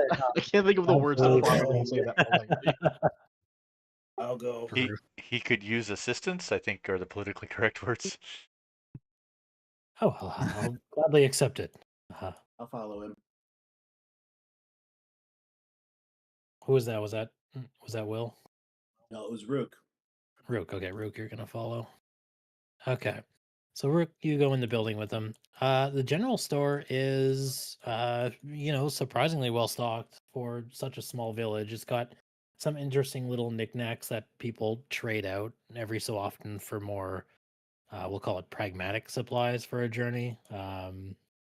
Salted beef and trail food and rope and tack and things that would benefit a traveling party. And the things that they have, little baubles and some weird crystals and bits of glass and some strange looking potions and things that you'd be surprised a small village would probably have. And Ethan's kind of looking around at the stuff like, look at this. Interesting. Meanwhile, Yes. is it just Rook that's joining Ethrin, or Min were you joining as well? Um, was there like a horse or an animal that was pulling the cart that was in? Or am I Yep, there's just the messing up? wagon's being pulled by a single horse. Yeah, I would probably be tending to the horse. Okay. Hmm. What's Stormcrow doing while they go off to the general store? I'll probably stay and keep watch, and also talk to the horse. You know what? Why not? He can talk to animals. He'll reassure the horse. Sorry that it's been such a long journey. I've Hope just you've got been a doing very well. long face. Oh, don't speak so ill of yourself. It's a wonderful face. All right, you can talk to the horse, keep him in good spirits. What's Yes, be Liam attended up to. to in Why not? this village? I think you just kind of keep an eye out. Uh, keep watch. Uh, Now that you can see he's a little bit more on edge the farther we get from Breach Hill, and I guess for the moment he'll just keep watch with the wagon, just kind of stand alert. Sure, absolutely. And Nateris, what are you up to? And one Paris other is thing okay. was the subsist was actually, as it turns out, is a downtime. So I did a search. Uh, I set it to search for the party as well. Perfect. I'm gonna kind of keep a little bit back from them and just kind of keep a shadow behind them. So kind of keep out of sight, but keep an eye on them.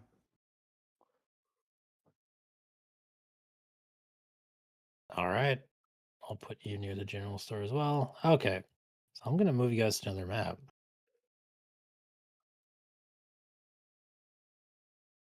What a safe place where nothing will happen. Right. The Nice map. little rainy town here.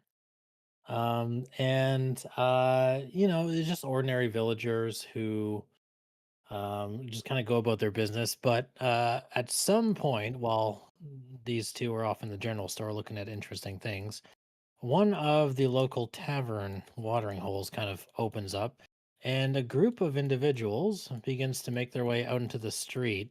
And they have these uh, patches on their arms. They have like red armbands on, and Nothing it bad will happen here. bears the symbol of Cheliax.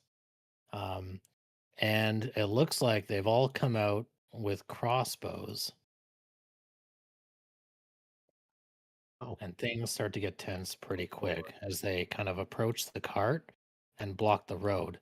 And then one of them shouts out to you and says, "Hey, I don't believe you are natives of this place. Who are you?" We are just weary travelers making our way through. Gonna say the exact There's same no thing. need for violence here.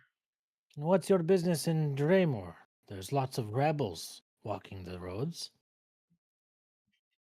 We're We are simply just stopping by for supplies. Yes, our business is our own. "Are you enemies of the we Queen? There is a big bounty." Of course not. are currently enemies of no one, in fact. "Well, we're just making sure that Draymore stays loyal." And if I suppose Stormcrow, you directly said you weren't. You can do a deception check. Yeah, that's true. I did say that. This would be a lie, which I believe is a secret deception roll. Be untrained in that. Oops. Secret. Blinded. Could Min, before we get to the results of that deception roll, could Min like position herself behind the horse, not directly in crossbow range, potentially, Yeah, here or I'll at least try to like hide her intent of doing that if she got caught out. I'll put the horse right here. And Varen had also mentioned that we're not enemies of anyone right now. I was wondering if that might be Sounds more like an a aid. dog than a horse. Well, you've never met that dog because that dog is the size of a horse. Sorry, what were you mentioning? I was Of also course. distracted by the dog. That dog is a Great Dane.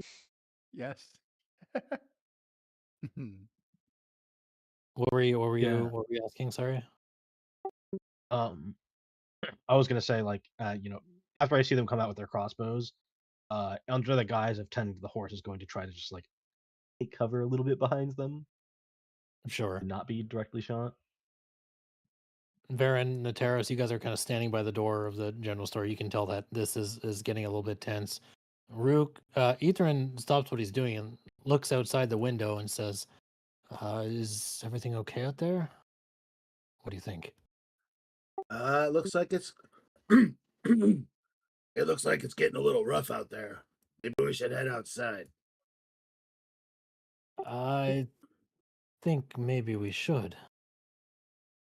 Gives like a Now sidelong glance to the store owner, and kind of follows you to the door.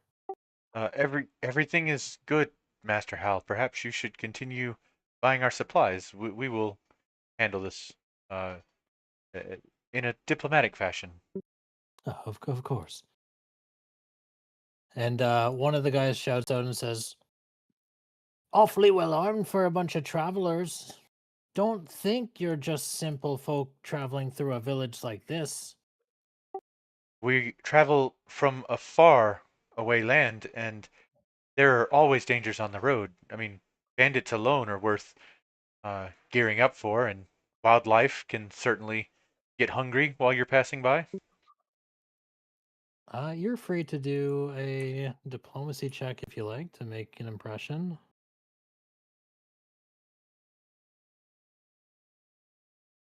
I am not used to I doing. aid that and basically build on that as a traveler, as someone who's probably not native to this region and very clearly a outsider.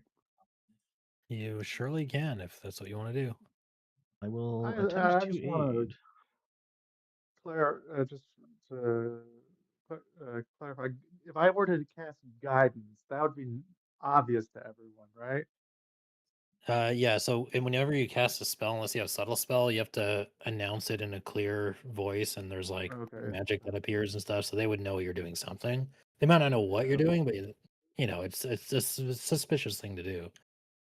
Since that was a blind GM roll, I don't know whether I should add anything to this aid or not. Yeah, sorry. So 8 is not secret. So this was, I mean, here, this was just a fail.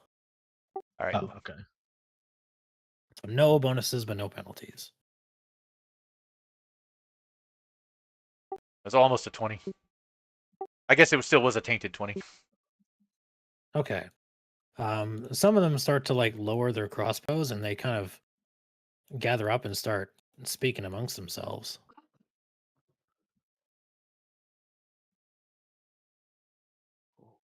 Do any of you do anything to interrupt that? No. No. I don't think so because we definitely don't want to make any aggressive moves. But assuming our other half of our party is coming out of the store, just kind of playing along the act of like, hey, we're just getting our supplies in, loading it up.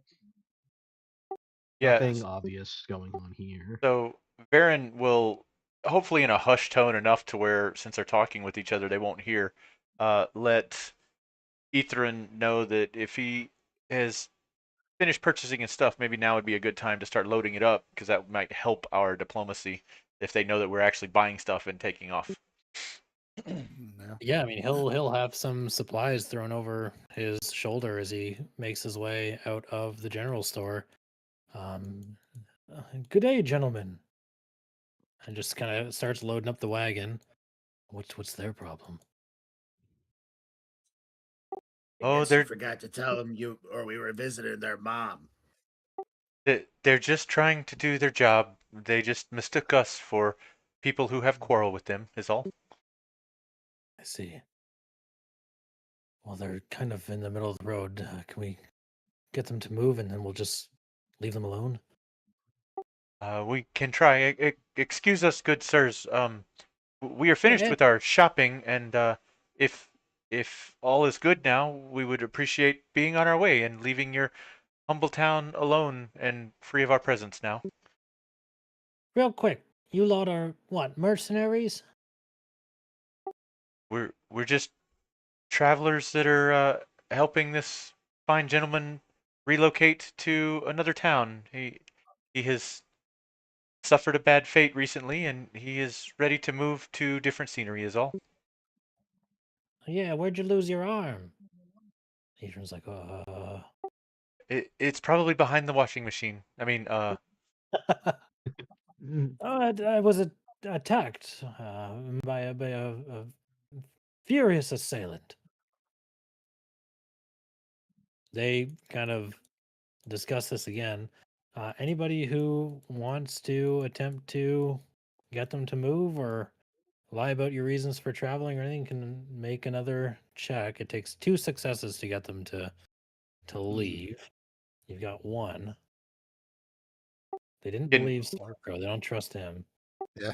can Varen roll a second time for the recent interactions, or is that still part of the first one?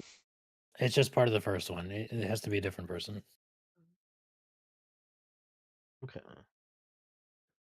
Well, good luck, guys. I assume my aid counts as the one attempt. You can make your own if you like. Okay. Is that Liam was Then gonna say something? yeah, men would like to use diplomacy and just try to the ones like we're not trying to cause any trouble here, and so the faster we can get moving, the faster we will be out of your hair.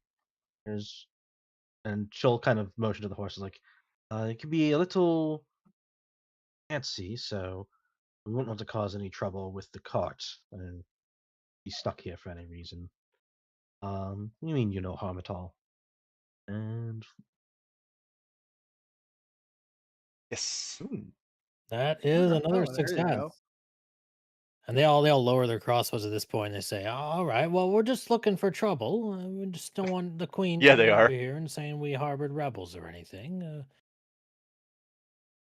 And they kind of mumble to themselves and they go back into their tavern to get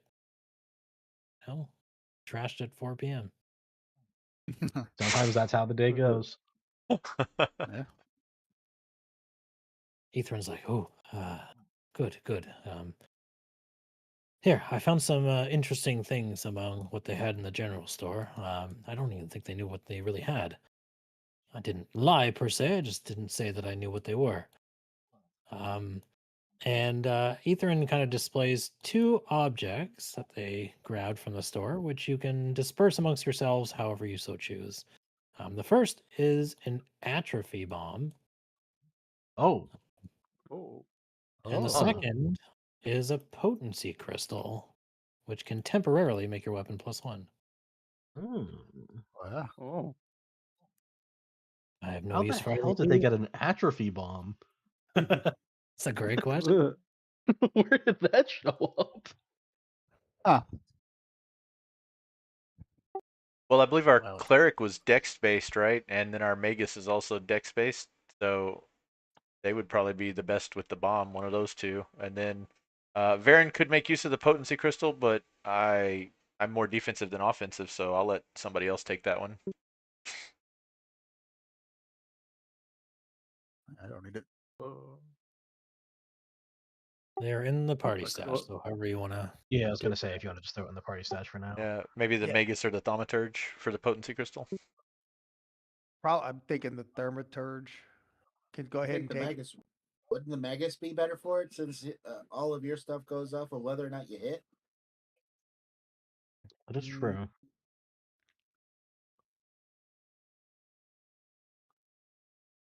Yeah, I guess if I were just throw a suggestion slash vote out there, I would say the magus for the potency crystal and the cleric for the atrophy bomb. Yeah. I have no Works for problems me. with that. Yeah. See Also, Liam pick up sorry, go the ahead. atrophy bomb.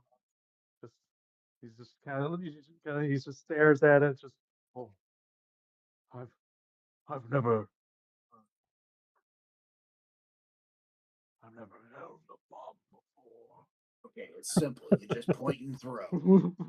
All right. Well, don't throw it here. Let's keep moving. We'll start leading the horse out as we discuss,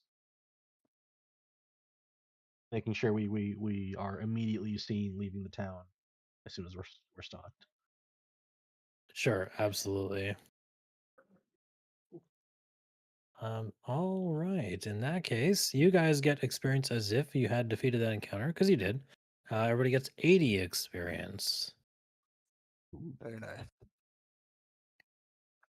You have to type that into your sheets yourselves. We should be 110, right? Yep. It would be in addition to the 30 you got before, yeah. Yeah. I forgot to mark it from before. Yeah, me too. I only just noticed where it is marked. Okay, someone will That's know the when one we thing level is. up, probably. Yeah. Someone will know. Okay, just looking for something here. There we go.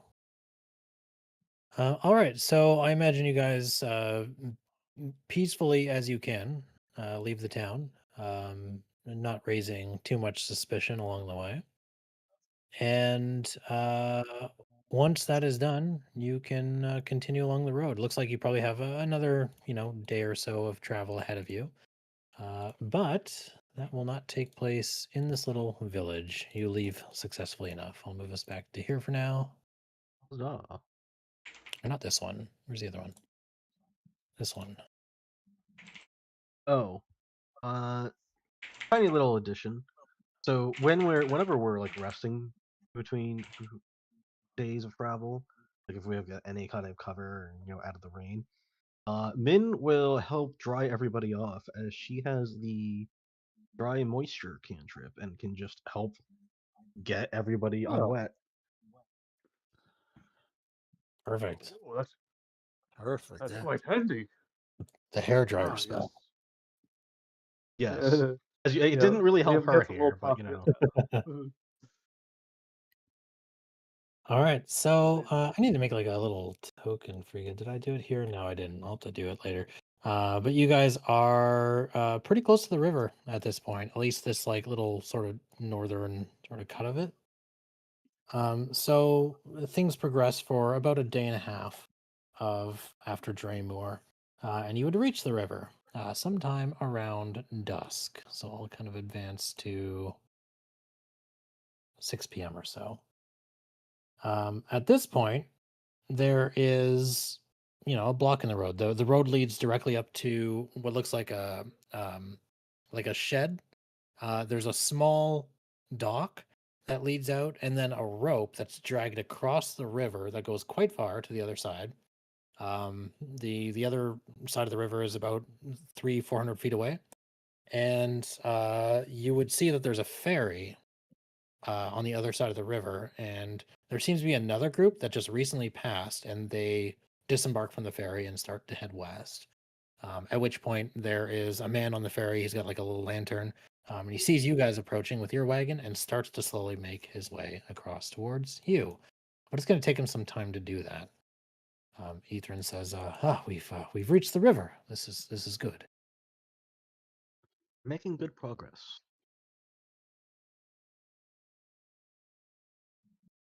I'll move us to.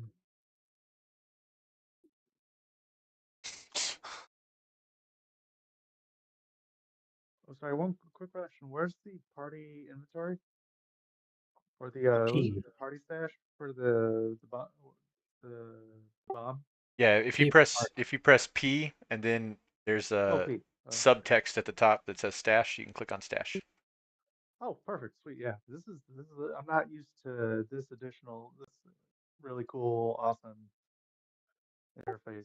Yeah, it takes a couple of sessions to get used to, but it's really, really nice once you know what you're doing. Oh yeah, I'm loving it so far. It's just I just appreciate it. Thank you. Imagine the wagon's just kind of off to the right a little bit, with Ethron on it.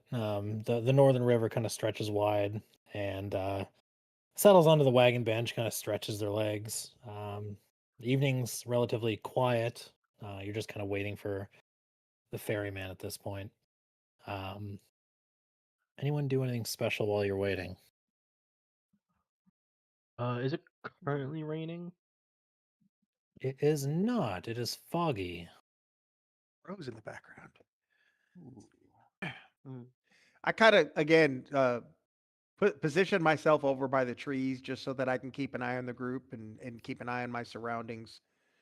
Continuing to scout to make sure that everybody's safe while we're waiting, but not openly visible with the group. Sure. Keeping an eye out for danger. Mm-hmm. I think Min's just gonna hang out like in front of the building. It's like a wooden structure that might actually house the ferryman. There's like a little window in front of it, a lantern hanging outside of it that's currently not lit. The door looks like it's probably locked, but well, I wouldn't say locked. It's got like a wooden like peg that you could rotate that just keeps the door closed because it probably swings open on its own. Just enough to keep the wind and the rain off the ferryman who probably lives here. And there's a sign posted on the door that says Canerica River Crossing toll 5 copper. Okay. In the distance in the fog, you can see the individual slowly making his way over on the ferry. It looks like he's Oh. out of his mind a little bit. Well, I need a perception check from our searchers. So Liam and Stormcrow, I believe. Okay. You get a Do I do a secret regular one perception. or a secret? Secret. It's secret Little in this secret, case. secret. You're rolling to see if you That's perceive the dagger in the that's guy's hand. spooky. Yeah. That's a, He's a devil worshiper, he must be.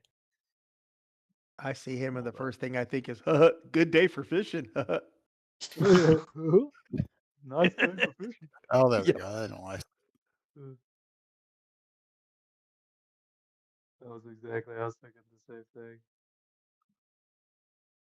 Okay. So Stormcrow and Liam, you both see this, and Nateris, you would automatically see it because you're scouting. In the distance, kind of behind the ferry, the otherwise quiet evening is broken up by a silhouette against the setting sun. And then the silhouette turns into 3. It first looks like maybe birds flying towards you. But the 3 of you notice that they're quite a bit larger than birds. Um, the ferry's about halfway across, but the 3 shapes are kind of blotting out the dying sun. And they don't look like birds. They look more like bats, but they're big. The wing beats are all uneven, and the silhouettes are really ragged. And as they start to descend, the ferryman lets out like a shout and like hits the deck, and you get the stench coming blowing across the river that smells like rot and old blood. Lost demons or And whatever they're called they now. they certainly are bats. They're large enough each to carry a grown human, but one of them is like stunted and a little smaller than the others. And they look like this. Ooh, Oh And boy. by the time you sweet. realize what you're looking at, Oh, they What are are those? approaching what a 15 feet above the water. And they let out like a deathly sort of screech. And that is going to be Combat. initiative. Uh-oh. oh. Oh god. I was Oh, not that ready was for cool. That was that That's was new. incredible. Love it. Those who succeeded on I the was search hit. and the scout, so the scout, you automatically get a bonus to your initiative. Liam and Stormcrow, you'll get an additional +1 for spotting this. So I'll just add 1 to whatever you roll. Excellent. I'm gonna I think I'm gonna use hero my point this. You absolutely could.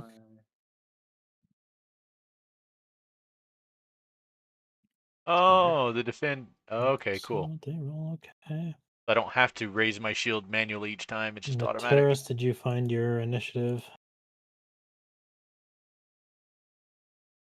Oh, I see. Reroll using hero point. Yeah, you can always right click your initiative roll and reroll using a hero point. Okay. Do we have Bobby here? Oh, that was worth it. Oh, nice, dude. Nice. There you go. Perfect. Rolls, good rolls. Okay, Going so fast. you actually got a 29, which is crazy. And then Stormcrow gets a 12. Okay, and then these guys roll. Okay, Liam, you are definitely quick enough to act and, shout it to the party that these things are coming before they ever have a chance to even get any closer. What do you want to do? We don't see them in the turn tracker if they should be there. Well, you don't know how fast they are until they act. Fair enough. Mm. But you at least know Liam's fast. So, Liam, you've got your 3 actions. You can spend them however you choose. Oh, he's plus 15 feet. Oh, okay, it works. You just gotta hover over it first. If you're speaking, we can't hear you. All right, I like that. I don't like that it instantly pops up. Or maybe you guys can't hear me. I don't know. I can hear No, you. we can hear Oh. you. I can't hear Liam. Oh, I couldn't hear you. You can hear us now? Yeah, I can hear you now. Yeah. Okay, you were the first to go. It is your turn. Okay, excellent. I will cast Bless. Range increment 30 feet. Move, draw, throw. Excellent. Shoots out an aura, automatically protects yourself and the terrace. Moves with you. You have to move closer to your allies if you want to include them. But Yes. you do have 1 action left. Yeah, I was gonna say Liam raises. Oh, there's out a cool effect. Rose shaped pendant, and he chants out, and then an aura shoots out and begins to emanate, and you'll take the move action. And Perfect. Yeah, go there, but no. Yeah. Perfect. All right. There should be an end turn button in the encounter tracker for you at the bottom, if you know where that is. It's the one that looks like an hourglass. oh, I see. Yeah. On the mini tracker, yeah, there's that too. Or you can use the main one and pop Oh, however you want. Okay, so Varen, you are not Oh, quick yeah, enough yeah. to stop one of these bats from moving. The Good. little one, actually, the little itty bitty one, is going to descend down to water level using some of its fly speed. Let's do this. And can get another 10 feet before 1 action's done. So it gets down to here and then is going to make its way. How far is this? It's another 25. So it can get almost up to Min, but not quite. But it does come around the building and is trying as quick as it can, although it's a little stunted to make its way towards the party, but doesn't quite get Damn it. there. One of these other bigger ones is also able to do that. Oh, This I think happened to the me the other building's day. actually blocking it for some of you, but it's all the way up here. It will fly so that you can all see it in a second. It'll use 2 actions to fly without descending to here. So it's kind of just over the building now. And then Varen, what do you want to do? Well, one of those effects made my thing go black, so I'm reloading Foundry real quick. But what I Oh, no. plan to do is draw my longsword. That's definitely option act number 1. I'm going to taunt the big guy, and then I guess I will step up to the guy that just took his turn. I'm loading in right now, though, so I'll be able to do that shortly. Sure, yeah, no worries.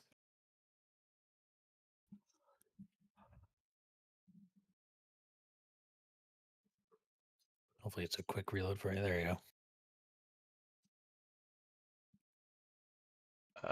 Let me see.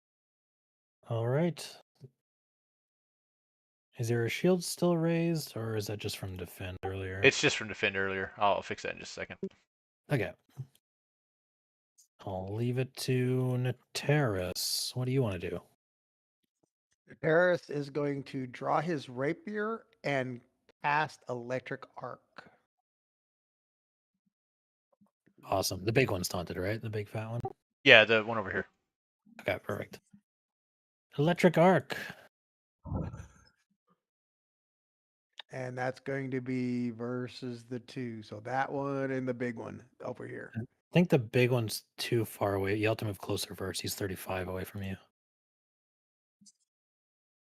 Yeah, he is.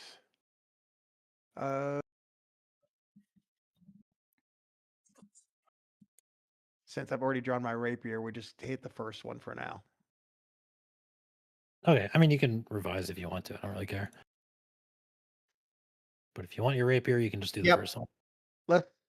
So I'm going to move my 25 foot to get up closer then. And then Perfect. I'll get there, and now I'll do the arc. Okay, they'll roll their reflex. Like it. Oh, those are bad numbers. A crit fail and a fail. Let's see the damage. There you Ooh. go. Yeah. Big damage. No whammy. Damage wasn't great, but still. 4 on this guy and 8 on this one. They don't resist it at all. Also, just for those who know how to use Foundry, make sure to target things before you use abilities, and you'll see like the effects Oh, automatically apply 10 and fun 4. visual effects and stuff like that. And let's see. I'm trying to remember how to target. So hover over it and hit T, but then since you're doing 2 targets, you'll also have to hover over the next one and hold down Shift and hit T. Okay. Or is it Gotcha. Control? I'm pretty sure it's Shift. Yep. And also for players, double right click also targets, but for me, I can't do it. Sad.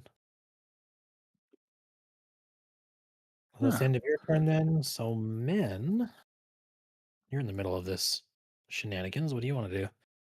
Yeah, Min's gonna take a step back, hopefully get out of range a little bit. And she's going to kind of, not mechanically, but basically sleight of hand a piece of paper and throw it in a wide splashing motion as this line creeps across the air into the 2 large bats above. As I'm going to use Slashing Gust. Nice. So, question is. Oh wait, you're attacking creatures counts as 2 types per map, but doesn't apply. Okay, that answers the question. Reading the spell explains the spell. We'll get there. Sometimes, yeah. Sweet.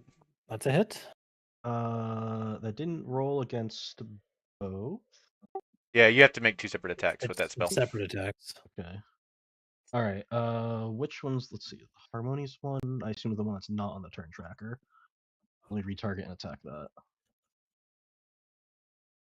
Oh, Sweet. Nice. Nat That, by the 20. way, is our first critical hit of Alright. the campaign. Yes, it is. Let's do the non-crit. Let's do that one first because I did roll that one first. So this. Is there a way to mark it as a crit? Or like, how do I? No, spells can't crit. You just double the damage on the GM side. Okay. There's no So button on the Oh, one good down- roll, ooh, too. 7 on the non-crit. on that guy. Yeah, slashing looks to be super effective as it does 10 extra damage as you like Sweet. rip open its wing. In fact, when it takes the slashing damage, it falls out of the sky and splashes down to the water. Hell yes. Like Oh, it. well, let's hope for a big roll on this next one. Damn it. All right. I like how you Take did it. more damage with the regular hit than with the crit. But listen, on a critical success, they now take bleed damage. It does. Oh, yeah. true. They are unfortunately immune to bleed. They don't have any blood to bleed, That's fair. but still Totally very understandable. effective. You just did what, like 33 damage, something like that. Crazy. Yeah, that weakness is great. Thaumaturge is a great class. Never allowed to play it again. Stormcrow. All right, let's see. How far can I get? I can get over to here. And then, all right, yeah, I'm gonna do stuff you Oh, heard this before. I'm also gonna do. this one also falls too because you. Oh, I didn't mean to do that. Oh, on fire. Because you also did slashing damage to it. So let me just boop boop boop. Has to land in just land on the edge of the roof, like 5 feet up or something. Take some fall damage, Nice. and it goes prone. Also, Going to electric arc. So those two over here. Yeah. Oh, does the other one in the water fall prone? You can't be prone while swimming. I did not know that. Better You're know. off guard, but you're not prone. Fair enough. Unless you have a swim speed, which these guys definitely do not. oh, All right, 2 electric Alright. arcs. Oh, looks like they are super conductive. Yes. 5 and Nice. 10. Wow. Nice. Take that. Ah. Excellent. I'll take that. Rukavar, which means I can Cool. reveal the last bat was actually very slow. Okay, I am going to reach into my little bag of magic tricks and see if I remember what Uncle John decided to tell me how to take these suckers on. Hey, looky there. Where are you? Or I'm going to use what is it? Is it mortal weakness? Correct? Yeah. Mortal weakness, if they have a weakness that you've discovered, it applies to all creatures of the same type, yeah.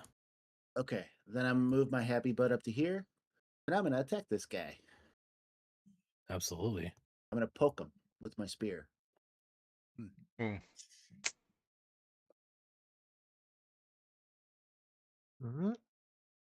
Is a hit, thanks to it being like crashed into the roof. And bless. Little pokey poke. Looks like you poke a massive hole into its wing once again. It is also vulnerable to piercing. Outstanding. Wow. Well, it Is everything should except bludgeoning? I should have gotten the stuff for the mortal weakness, correct? Yeah, so the weakness to the damage is the one that 10. you exploited. Yeah. Okay. Yeah, that looks right. Yeah. 'Cause Okay. you Fair enough. exploited the biggest weakness, which was the physical slashing. Outstanding. Okay, this guy's in the water. He will flap his little wings to fly out of it. Let's see. Is that even possible through physics? Oh, it can't Well, I fly. guess Okay, so. so it will just climb out onto the dock here. And has to use its land speed instead. Which means it can get up to Varen, but can't really do much else. Perfect. This guy is not flying, he's just kind of on the ground. Liam. Let's see. I'm going to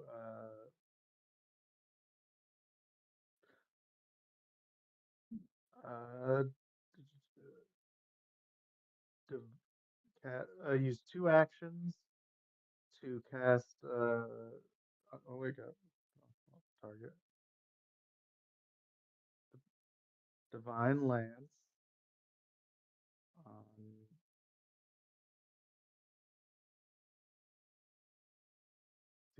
Nice. Wow. oh Yeah. Nice. excellent. So damage will get doubled once you roll it. Oh, it automatically does it. Oh, It'll get It handled. takes 12 damage instead of 6, which nearly blasted apart. excellent. And And 1 action left. I was gonna now.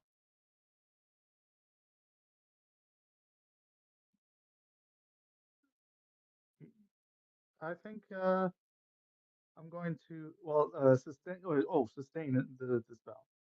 Use my Okay, you want to increase it? Okay, so how you do that is at the top right, you see the aura for bless. If you left click it once, it'll make the aura even bigger. The effect at the top right of your screen for aura Oh, I see. blast. Yeah, there you go. So now it's 25 feet. Sweet. There you go. Well done. Which one's this? The weakened. Oh, this little guy that came in.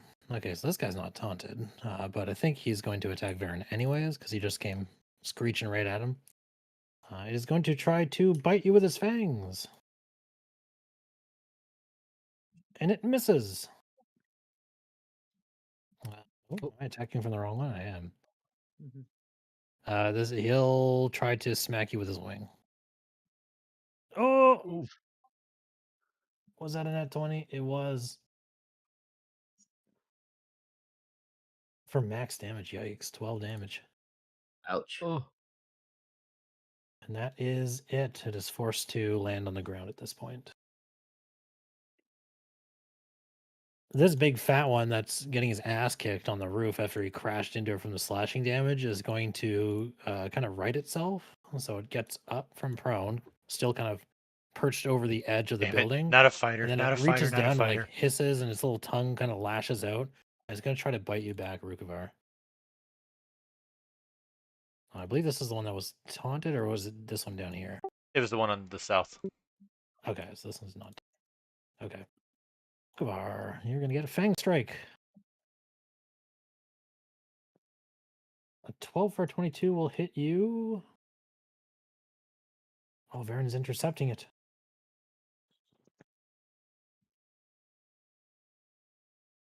So you're going Oh, to wait. take the damage instead. Yeah, I think I clicked the wrong because it was asking about shield blocking, but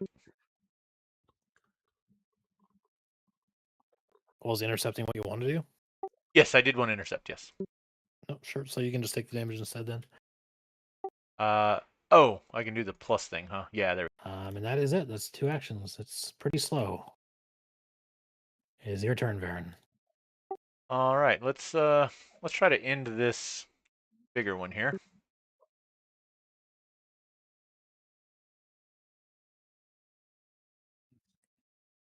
Ooh, I guess we're not gonna end it. Ooh.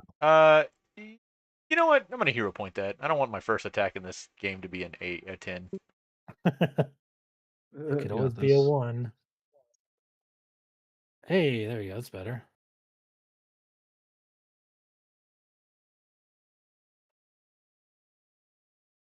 Uh, 7 damage. That will kill it.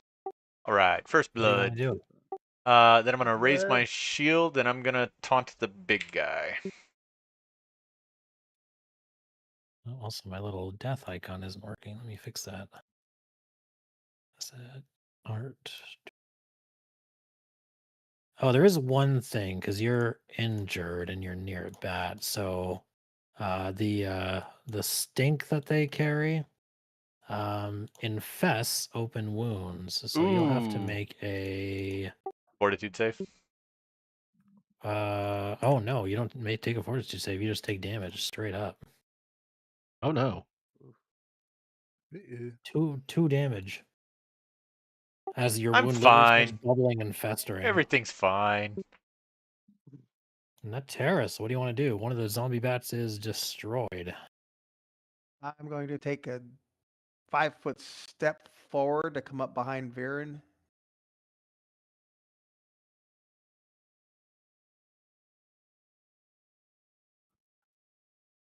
I think we got the measurement tool on right now. I do.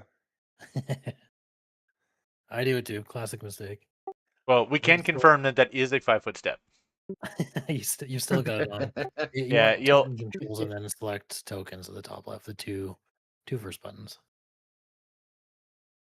Got it that time. 5-foot Perfect. step.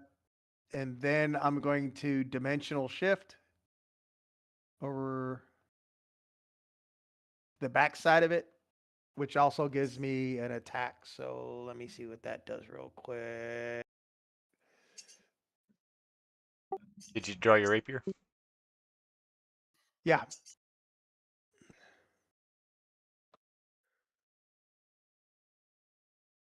And that opens me up to attack. Certainly does. Oh, your rapier's not And drawn. You gotta draw your rapier first. yep. So It'll is be that on a your. Sorry? That's on your character sheet. Yeah, it's on your character sheet. The second tab for all your actions. You'll see a button next to your raver that says draw. And then once it's Got drawn, it. you'll see an attack for it. Awesome. Well, that actually puts me at 3 then. Just make sure to target the bat before you strike. Yeah. Well, I'm actually at 3 with that, withdrawing the weapon. Well, yeah, but part of the dimensional assault lets you make the attack. Yeah, Yeah. it's built in. So Oh, you can, that's you can right. definitely Draw strike. an attack. All right, so I'm trying to double click to get this thing to do something. It's double right click or hover over and hit T. There you go. You got it. Okay, that's what it was. Sorry about that, guys. It's been a while since I've played with these things. No, you're good. It's going to be Okay. a All little bit good. till everyone gets comfortable. So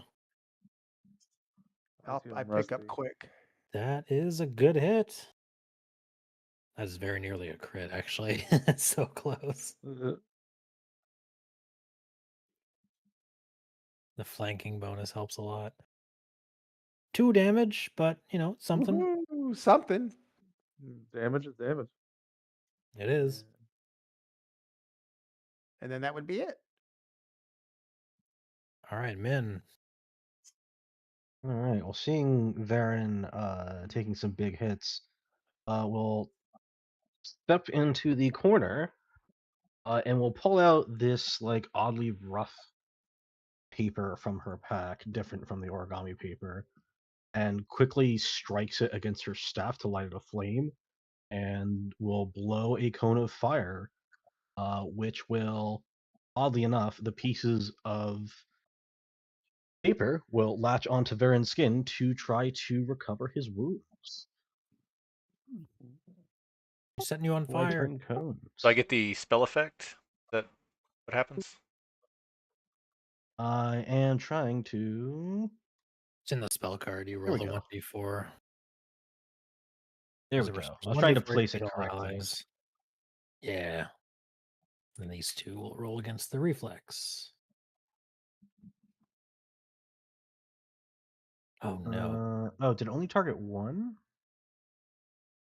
Actually, don't know if it targeted No, both. I targeted both. I should have targeted both. I got it for you. Thank you. Well, Trying 2, to- 1, and And then you then roll 1d4 to Varen heal. will heal the important roll. 3 health and get the rejuvenating flames, which I'm not. Yeah, good I at. added the rejuvenating flames already. That should give you the fort and then the Phoenix Yeah. blood magic. Do I have to apply that? Oh, I forgot how to apply that. We talked about it last time. Yeah, the spell effect gives me the +1 to fort saves. I don't. Oh, from his own Oh, the thing. Yeah, that's bloodline cool. Should have gotten an extra heal. Ooh, sweet. I don't know if that buff actually gave you the extra health point. It did. Yep. Okay, and that is it's not a regular Right health point, there. it's temp HP. Got it. Yeah, Alright, you choose whether that- someone gets a temp HP or an enemy takes an extra damage. Okay, so yeah, I just drag that on separately, and then everything else should be good. Excellent. All right, that is Min's turn. So that's a cool bloodline effect. Stormcrow. Still 2 bats. All right. I'm going to step over to here, walk over here. He's going to extend his palm out and let me double. Oh, yeah. That's going to cast a good old gust of wind just in a straight line ahead of him to hit both of these guys. So he'll need to make a fort save. I think it looks like this guy's flying, so if he fails, he'll do a crit fail. It looks like automatically. Okay. But either way, if they fail, they'll be knocked prone. Uh-oh. 2 fails. Ah. All right. You So love if to either of see them are it. flying, they'll take the crit fail, but otherwise they'll at least both be knocked prone. They're both landed, unfortunately. Okay, then they'll at least be knocked prone. They are prone. The door to the building rattles. Yeah, that's true. Yeah, just blast into it. Break his poor door open. And that'll be it. No damage because they're prone. Okay. When you talk about being the same type of animal or the same type of monster, do you talk about the harmonious zombie giant bat or just zombie giant bat? The In one other where words, zombie giant bat. So all three of these are the same creature. Okay. So they all benefit from your Mortal weakness. mortal weakness. Awesome. Yep. Okay. I don't know if I'm you going owned to. the fire coming out. Yeah, you're breathing fire. I am going to swing at the first one, or more accurately, poke with the first one. Oh, that is a hit.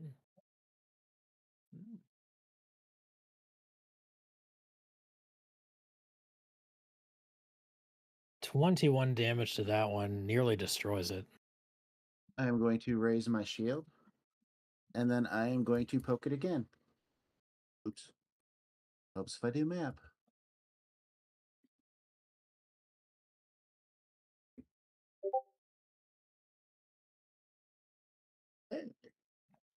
That is Nice, another nice. hit.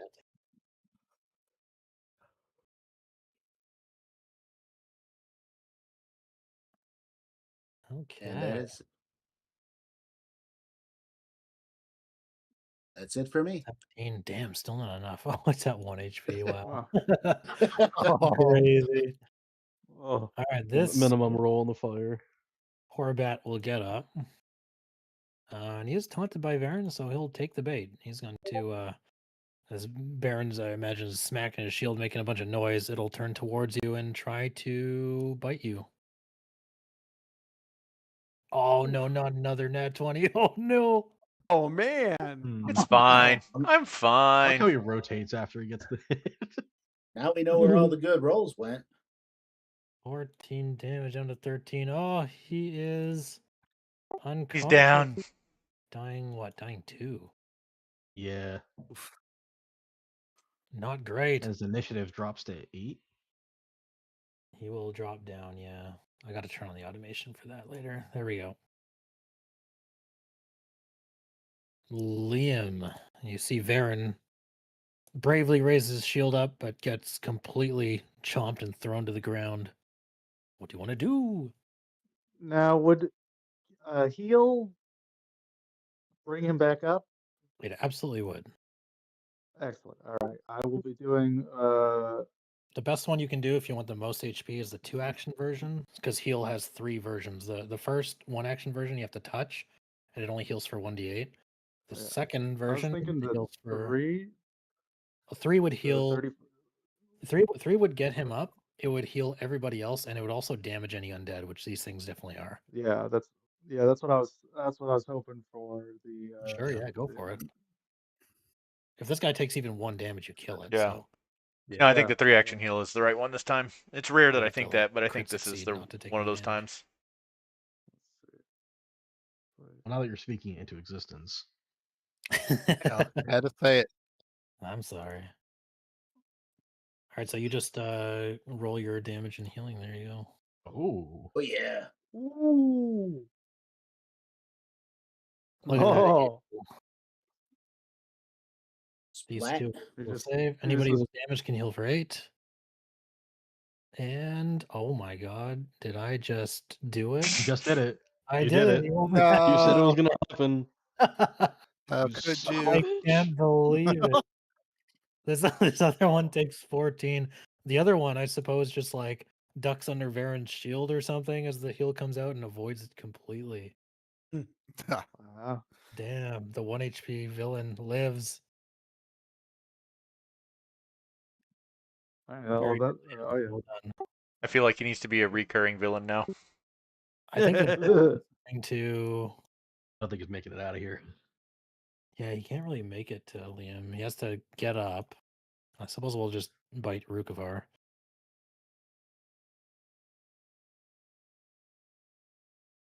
That does look like it hits you. I don't know what's 7 happening. damage. You could shield block it. If you want to block it, you just hit block and then damage. That's what I'm. Lost block. Block doesn't highlight like it used to, unfortunately. But yeah, just block and then damage. Wait. Like Block. on the Yep. in chat on the damage thing. You see Yep, where it's I found it. There you go. Perfect. Awesome. Okay. Is it? Materis, you are uninjured, so the aura doesn't affect you. What do you want to do? I to go into Arcane Cascade.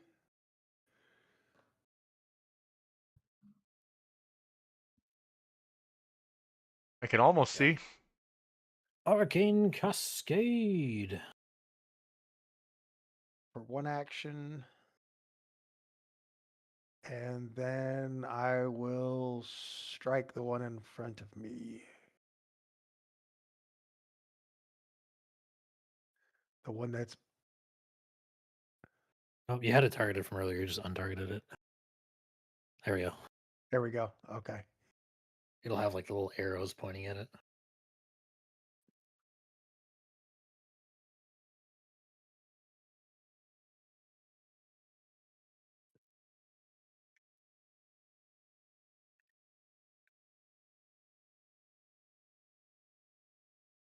Nah. Hell yeah. Oh.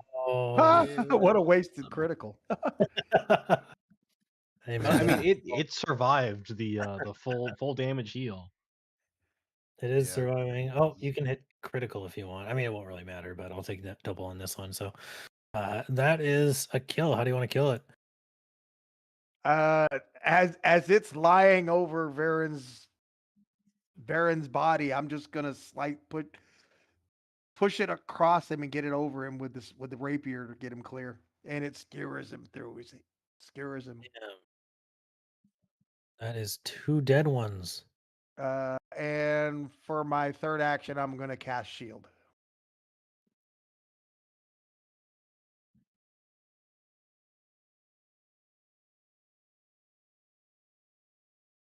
Perfect. Well protected.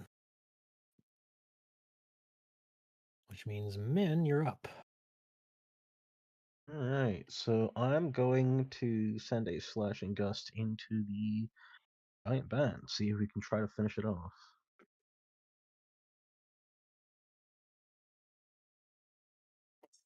But you know, hero points come and go, They do.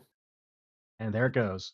Back to my old rules. Dice luck Dude. follows you. Yeah. Oh. It's better. We had a good hour. Oh. Andrew famously never rolls good on hero points. There's a reason I switched off of Thaumaturge. Dear God, it was bad news. Anyway, now that I'm in range, I will lay down a hand and heal Varen up. A little one action tippy tap. Yeah, one action just to try to get you in good recovery.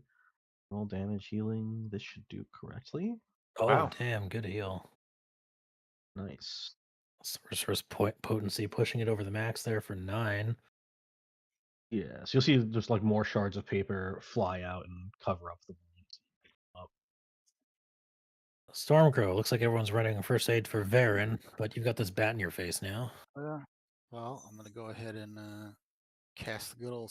Oop. I don't have focus points. Well, I should have one. I don't know why I don't Oh, have you one. said you were going to Okay. cast slow. I was like, how? No, I know. It's little tempest surge. Not again. But yeah, Oh, I'll whoops. just need to make a reflex save I'm there. dodging. Take him out. This guy Ah. has a save. Oh, that's weird. There we go. All right, cool. So D12, the best of all of the dice. Oh, he will fail. So there damage. you go. 6 damage. Well done. He's clumsy too. Also clumsy too, yeah. Yeah. That helps a lot. Yeah. And then I'll just raise my shield with my last action. A little bit. Storm just appears over and is trying to like swat the winds and the rains away, but it's quite enfeebled by it. Rukavar, try. you start your turn in the aura injured, so you are going to unfortunately take some damage as your wounds start to bubble up from the stink getting into it. 3 damage automatically. What do you want to do? Yeah. Okay, I'm gonna walk over to here and poke him.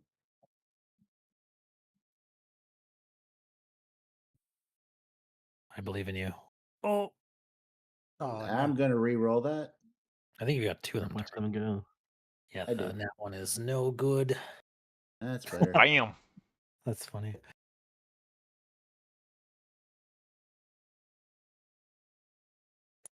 Just this one. Oh, Not you're good. 7 damage. Turns into 17, which nearly destroys it. and then I raise my shield. That's it. All right, Varen, you blacked out for a second, but as you get up, you see that your wounds are being tended to by 2 of the party's spellcasters. What do you want to do? Well, according to Foundry, I'm still blacked out. I can't see much. Oh, no. that's a stupid bug. You might have to F5. Not again. Well, actually, maybe I can see shadows, so maybe I can click my buttons and then F5. But Yeah, I'm you going can to stand up, grab my sword, and try to finish this thing. Sure. Get rid of prone for you.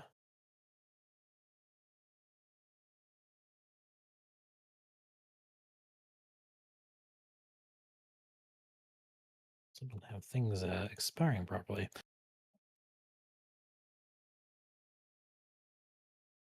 Oh, Vengeance. that is a crit. Thanks to it being Paybacks. easy. 18 damage. How do you want to do it? I want to get up and I want to pick my sword from the ground, wipe a little blood off my lip, and just do an uppercut with this long sword straight through this thing's ribcage. God damn. Nice. All right, with that, that is the end of the encounter.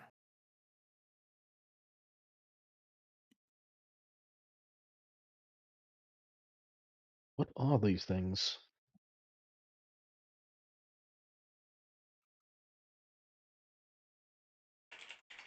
Well, they That's a great definitely question. Those, sting. they must be the vile undead. Well, they seem to I make have been damaged by my vitality. Can I make a recall knowledge check on these things? You absolutely can. So if you target one of the bats, doesn't really matter which one, there should be a macro on your bar that I placed there. It's like a little blue eyeball. It's the recall knowledge button. You can just click it and it'll do it. Oops, I can't mutate it twice. Oh, you're good.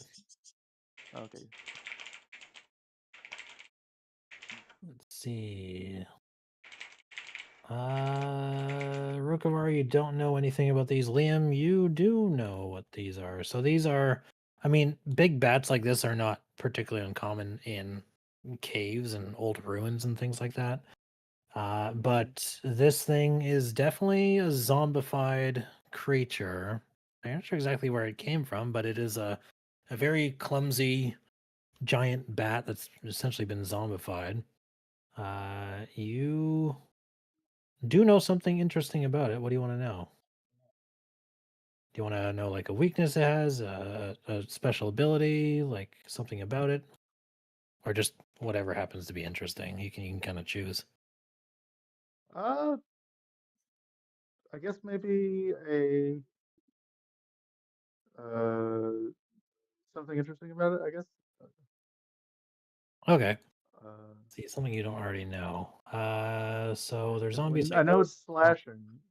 Yeah, you know about this. Um, you know it has void healing. You know about the running aura.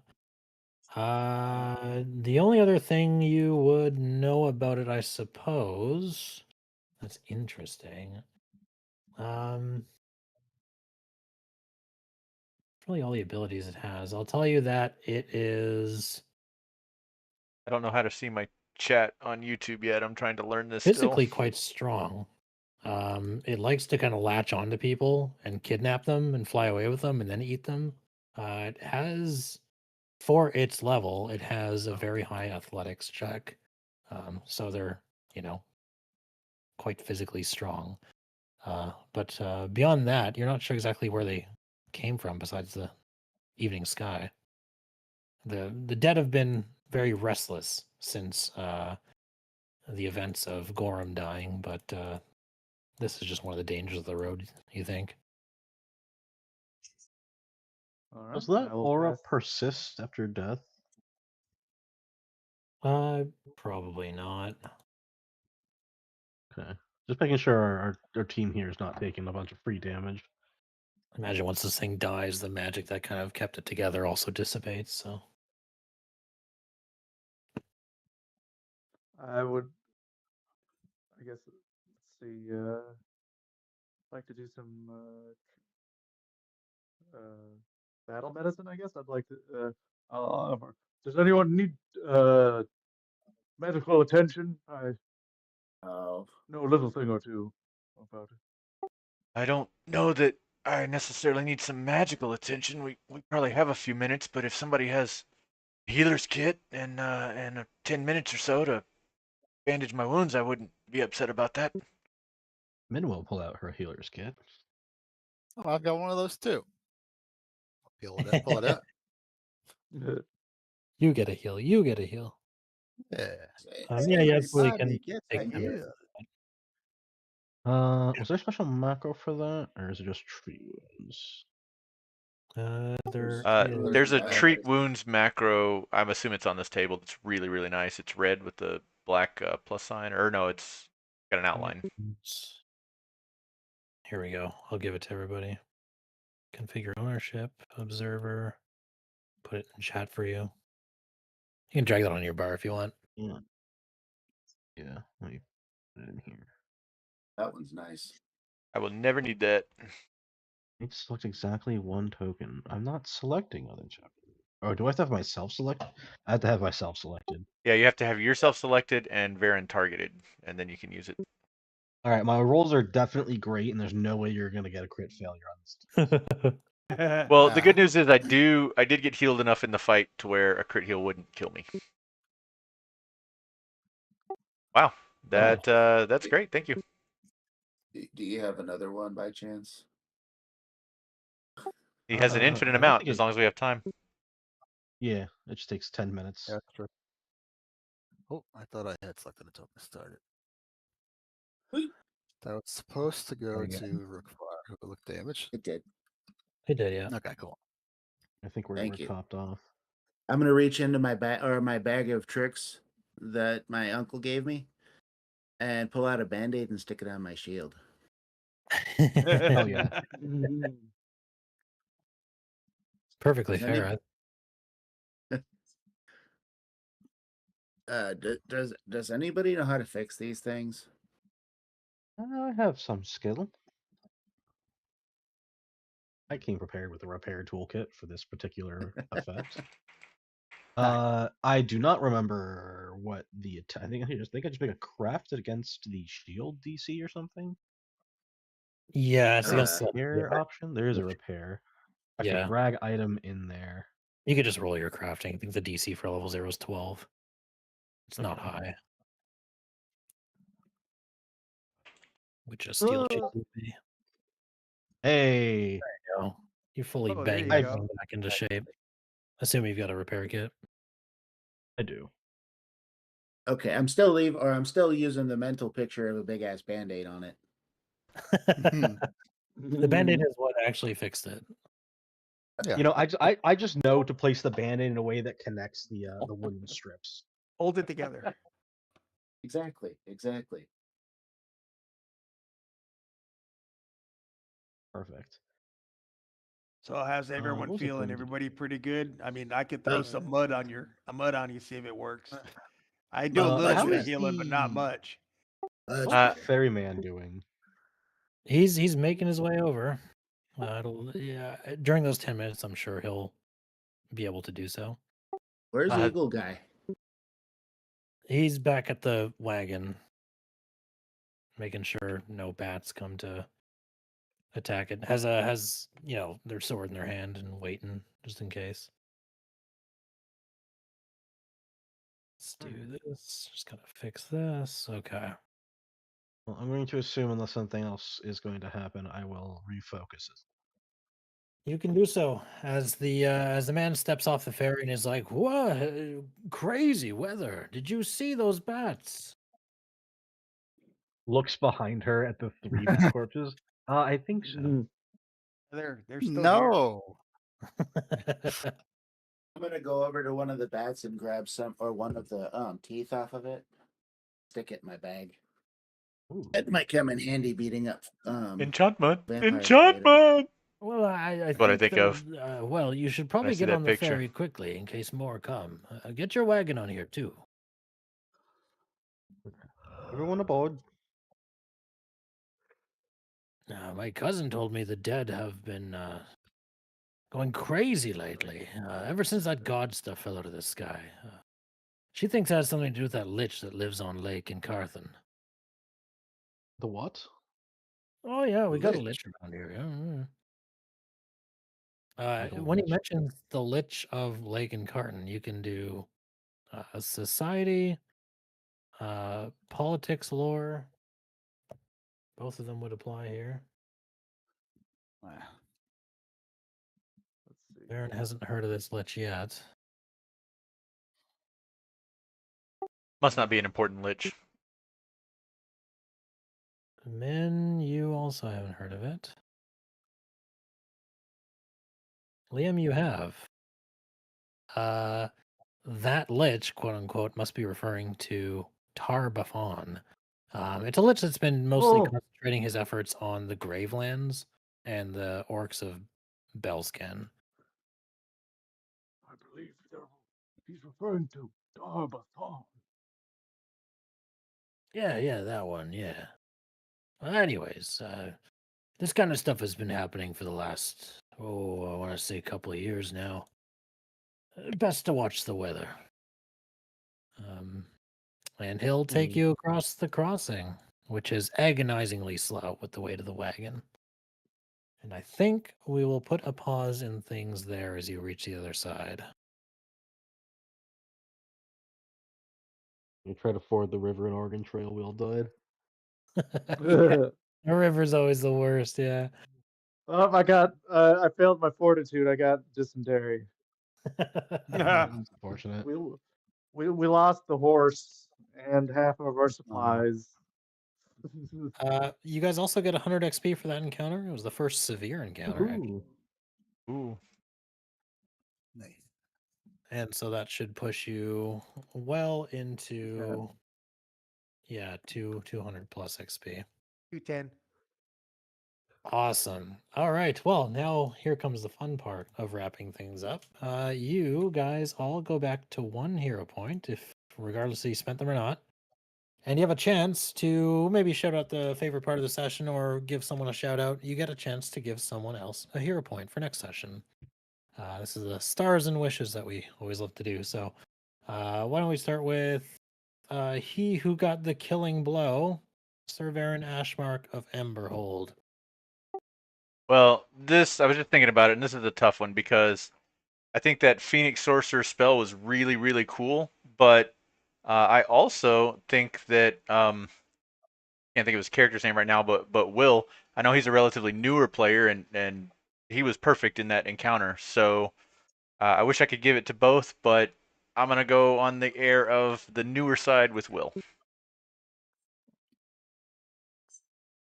Thank you. Hell yeah. All right. Well, who do you want to give one to?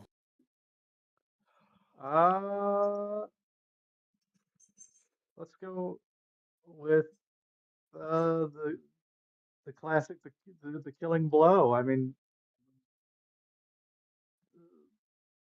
for the giant bat. Yep, got up from unconscious, grabbed his sword. Not today. Just Just that was Perfect. Oh, what did I do? Whoops. You fat fingered. I fat fingered a uh macro. Well, since you fat fingered, you hand out the next one. Well, I was going to give it to Varen for gracefully tanking that critical hit like a man. It's important. Fair enough. Nateris, who do you want to give a hero point to? Liam keeping everybody on his feet. The Yeah, heels that's good. kept the heels going. All right. Rukavar, what about you? I think I'm gonna go with Varen if he has any room left, because well, it's not every day you have somebody go "Bee!" when it comes to damage.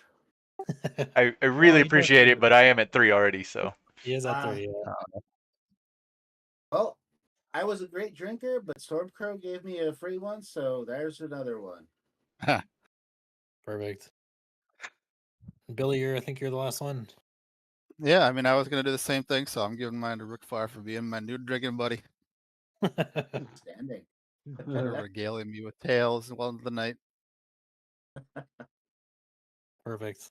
All right. Well, once we cross the river, we'll do a bit more traveling and then hopefully make it to Sarangallo and see kind of what's going on there. And during that journey, Cervera and Ashmark and Liam will have 3 hero points, Rukavar and Stormcrow with 2, and Min and Nateris treading the line with only 1.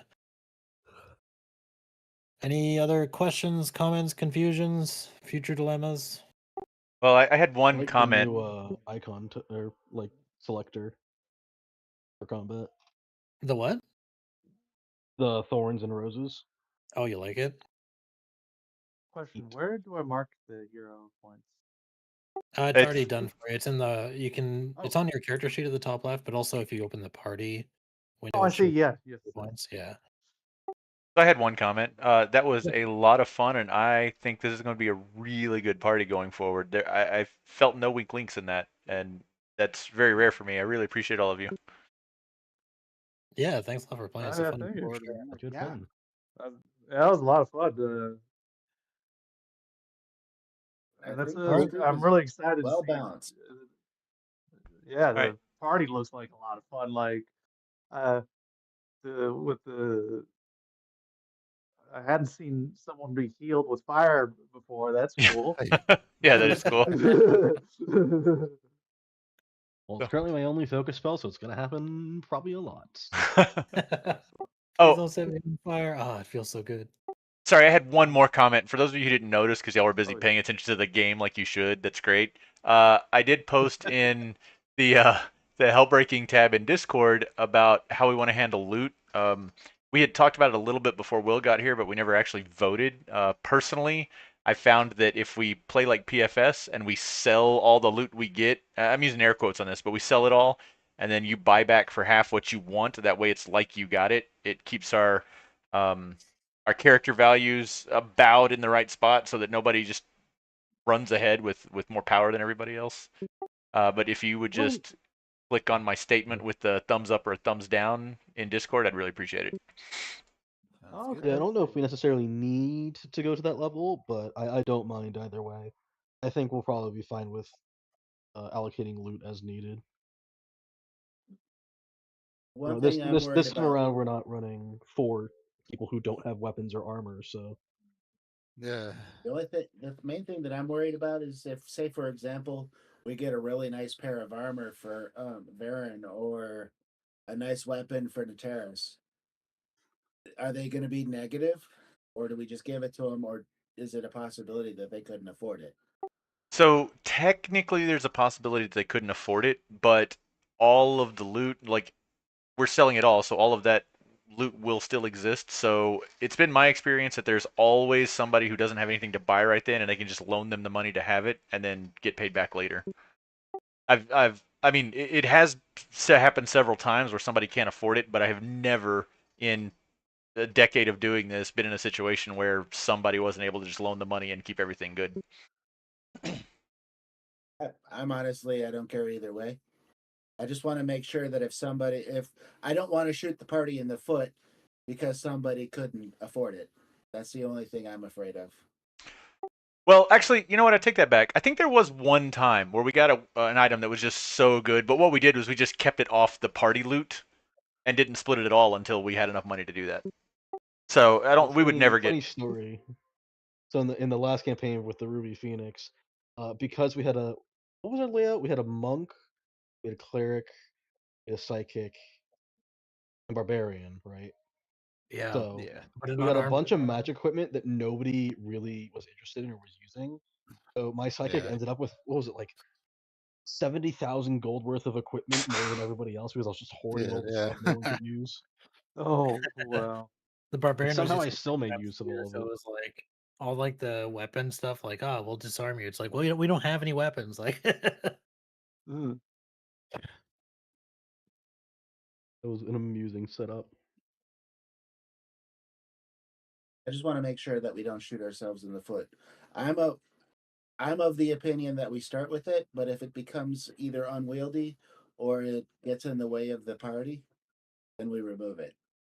Oh, I'm fully for that. With If it ever becomes a Yeah. detriment, then yeah, Sounds we good. can adapt. That's my vote. I'm good All right. with whatever you want to do. Yeah, well, it looks like we got several thumbs up, and other than the cautionary issue, I haven't heard any dissents, so I think that would be perfect for us. I'm fine with it. I think That's people what are we okay got with it if rock you're on. doing the bookkeeping for it. Yeah. Well, yeah, no, I'll not only will I do the bookkeeping, but I'll link my spreadsheet so y'all can always view it, so there won't ever be any hidden things, and you can see what you want. Perfect. I don't know if anybody's opened up the notes yet, but I've been trying to take down some information, at least for my own stuff. I What was the absolutely name have of the opened it lady? up. Oh, I can make a I didn't. note. In There's Lake in Count. Carthen. In Carthen. I'll just I'll make spell it a, the way it sounds. I'll make a yeah. Discord Unfortunately, channel for the stuff in way there. my brain is if I tried to write something down while listening to something, I'm writing something down, not listening to it. Well, thanks for watching the stream. Not Those of you listening who to what's watched, going really on. appreciate it. So Hope you I had have it fun. where if I try No. to write I something had a down that I'm blast. So listening to, I like catch you write next down week. what I'm thinking in the moment.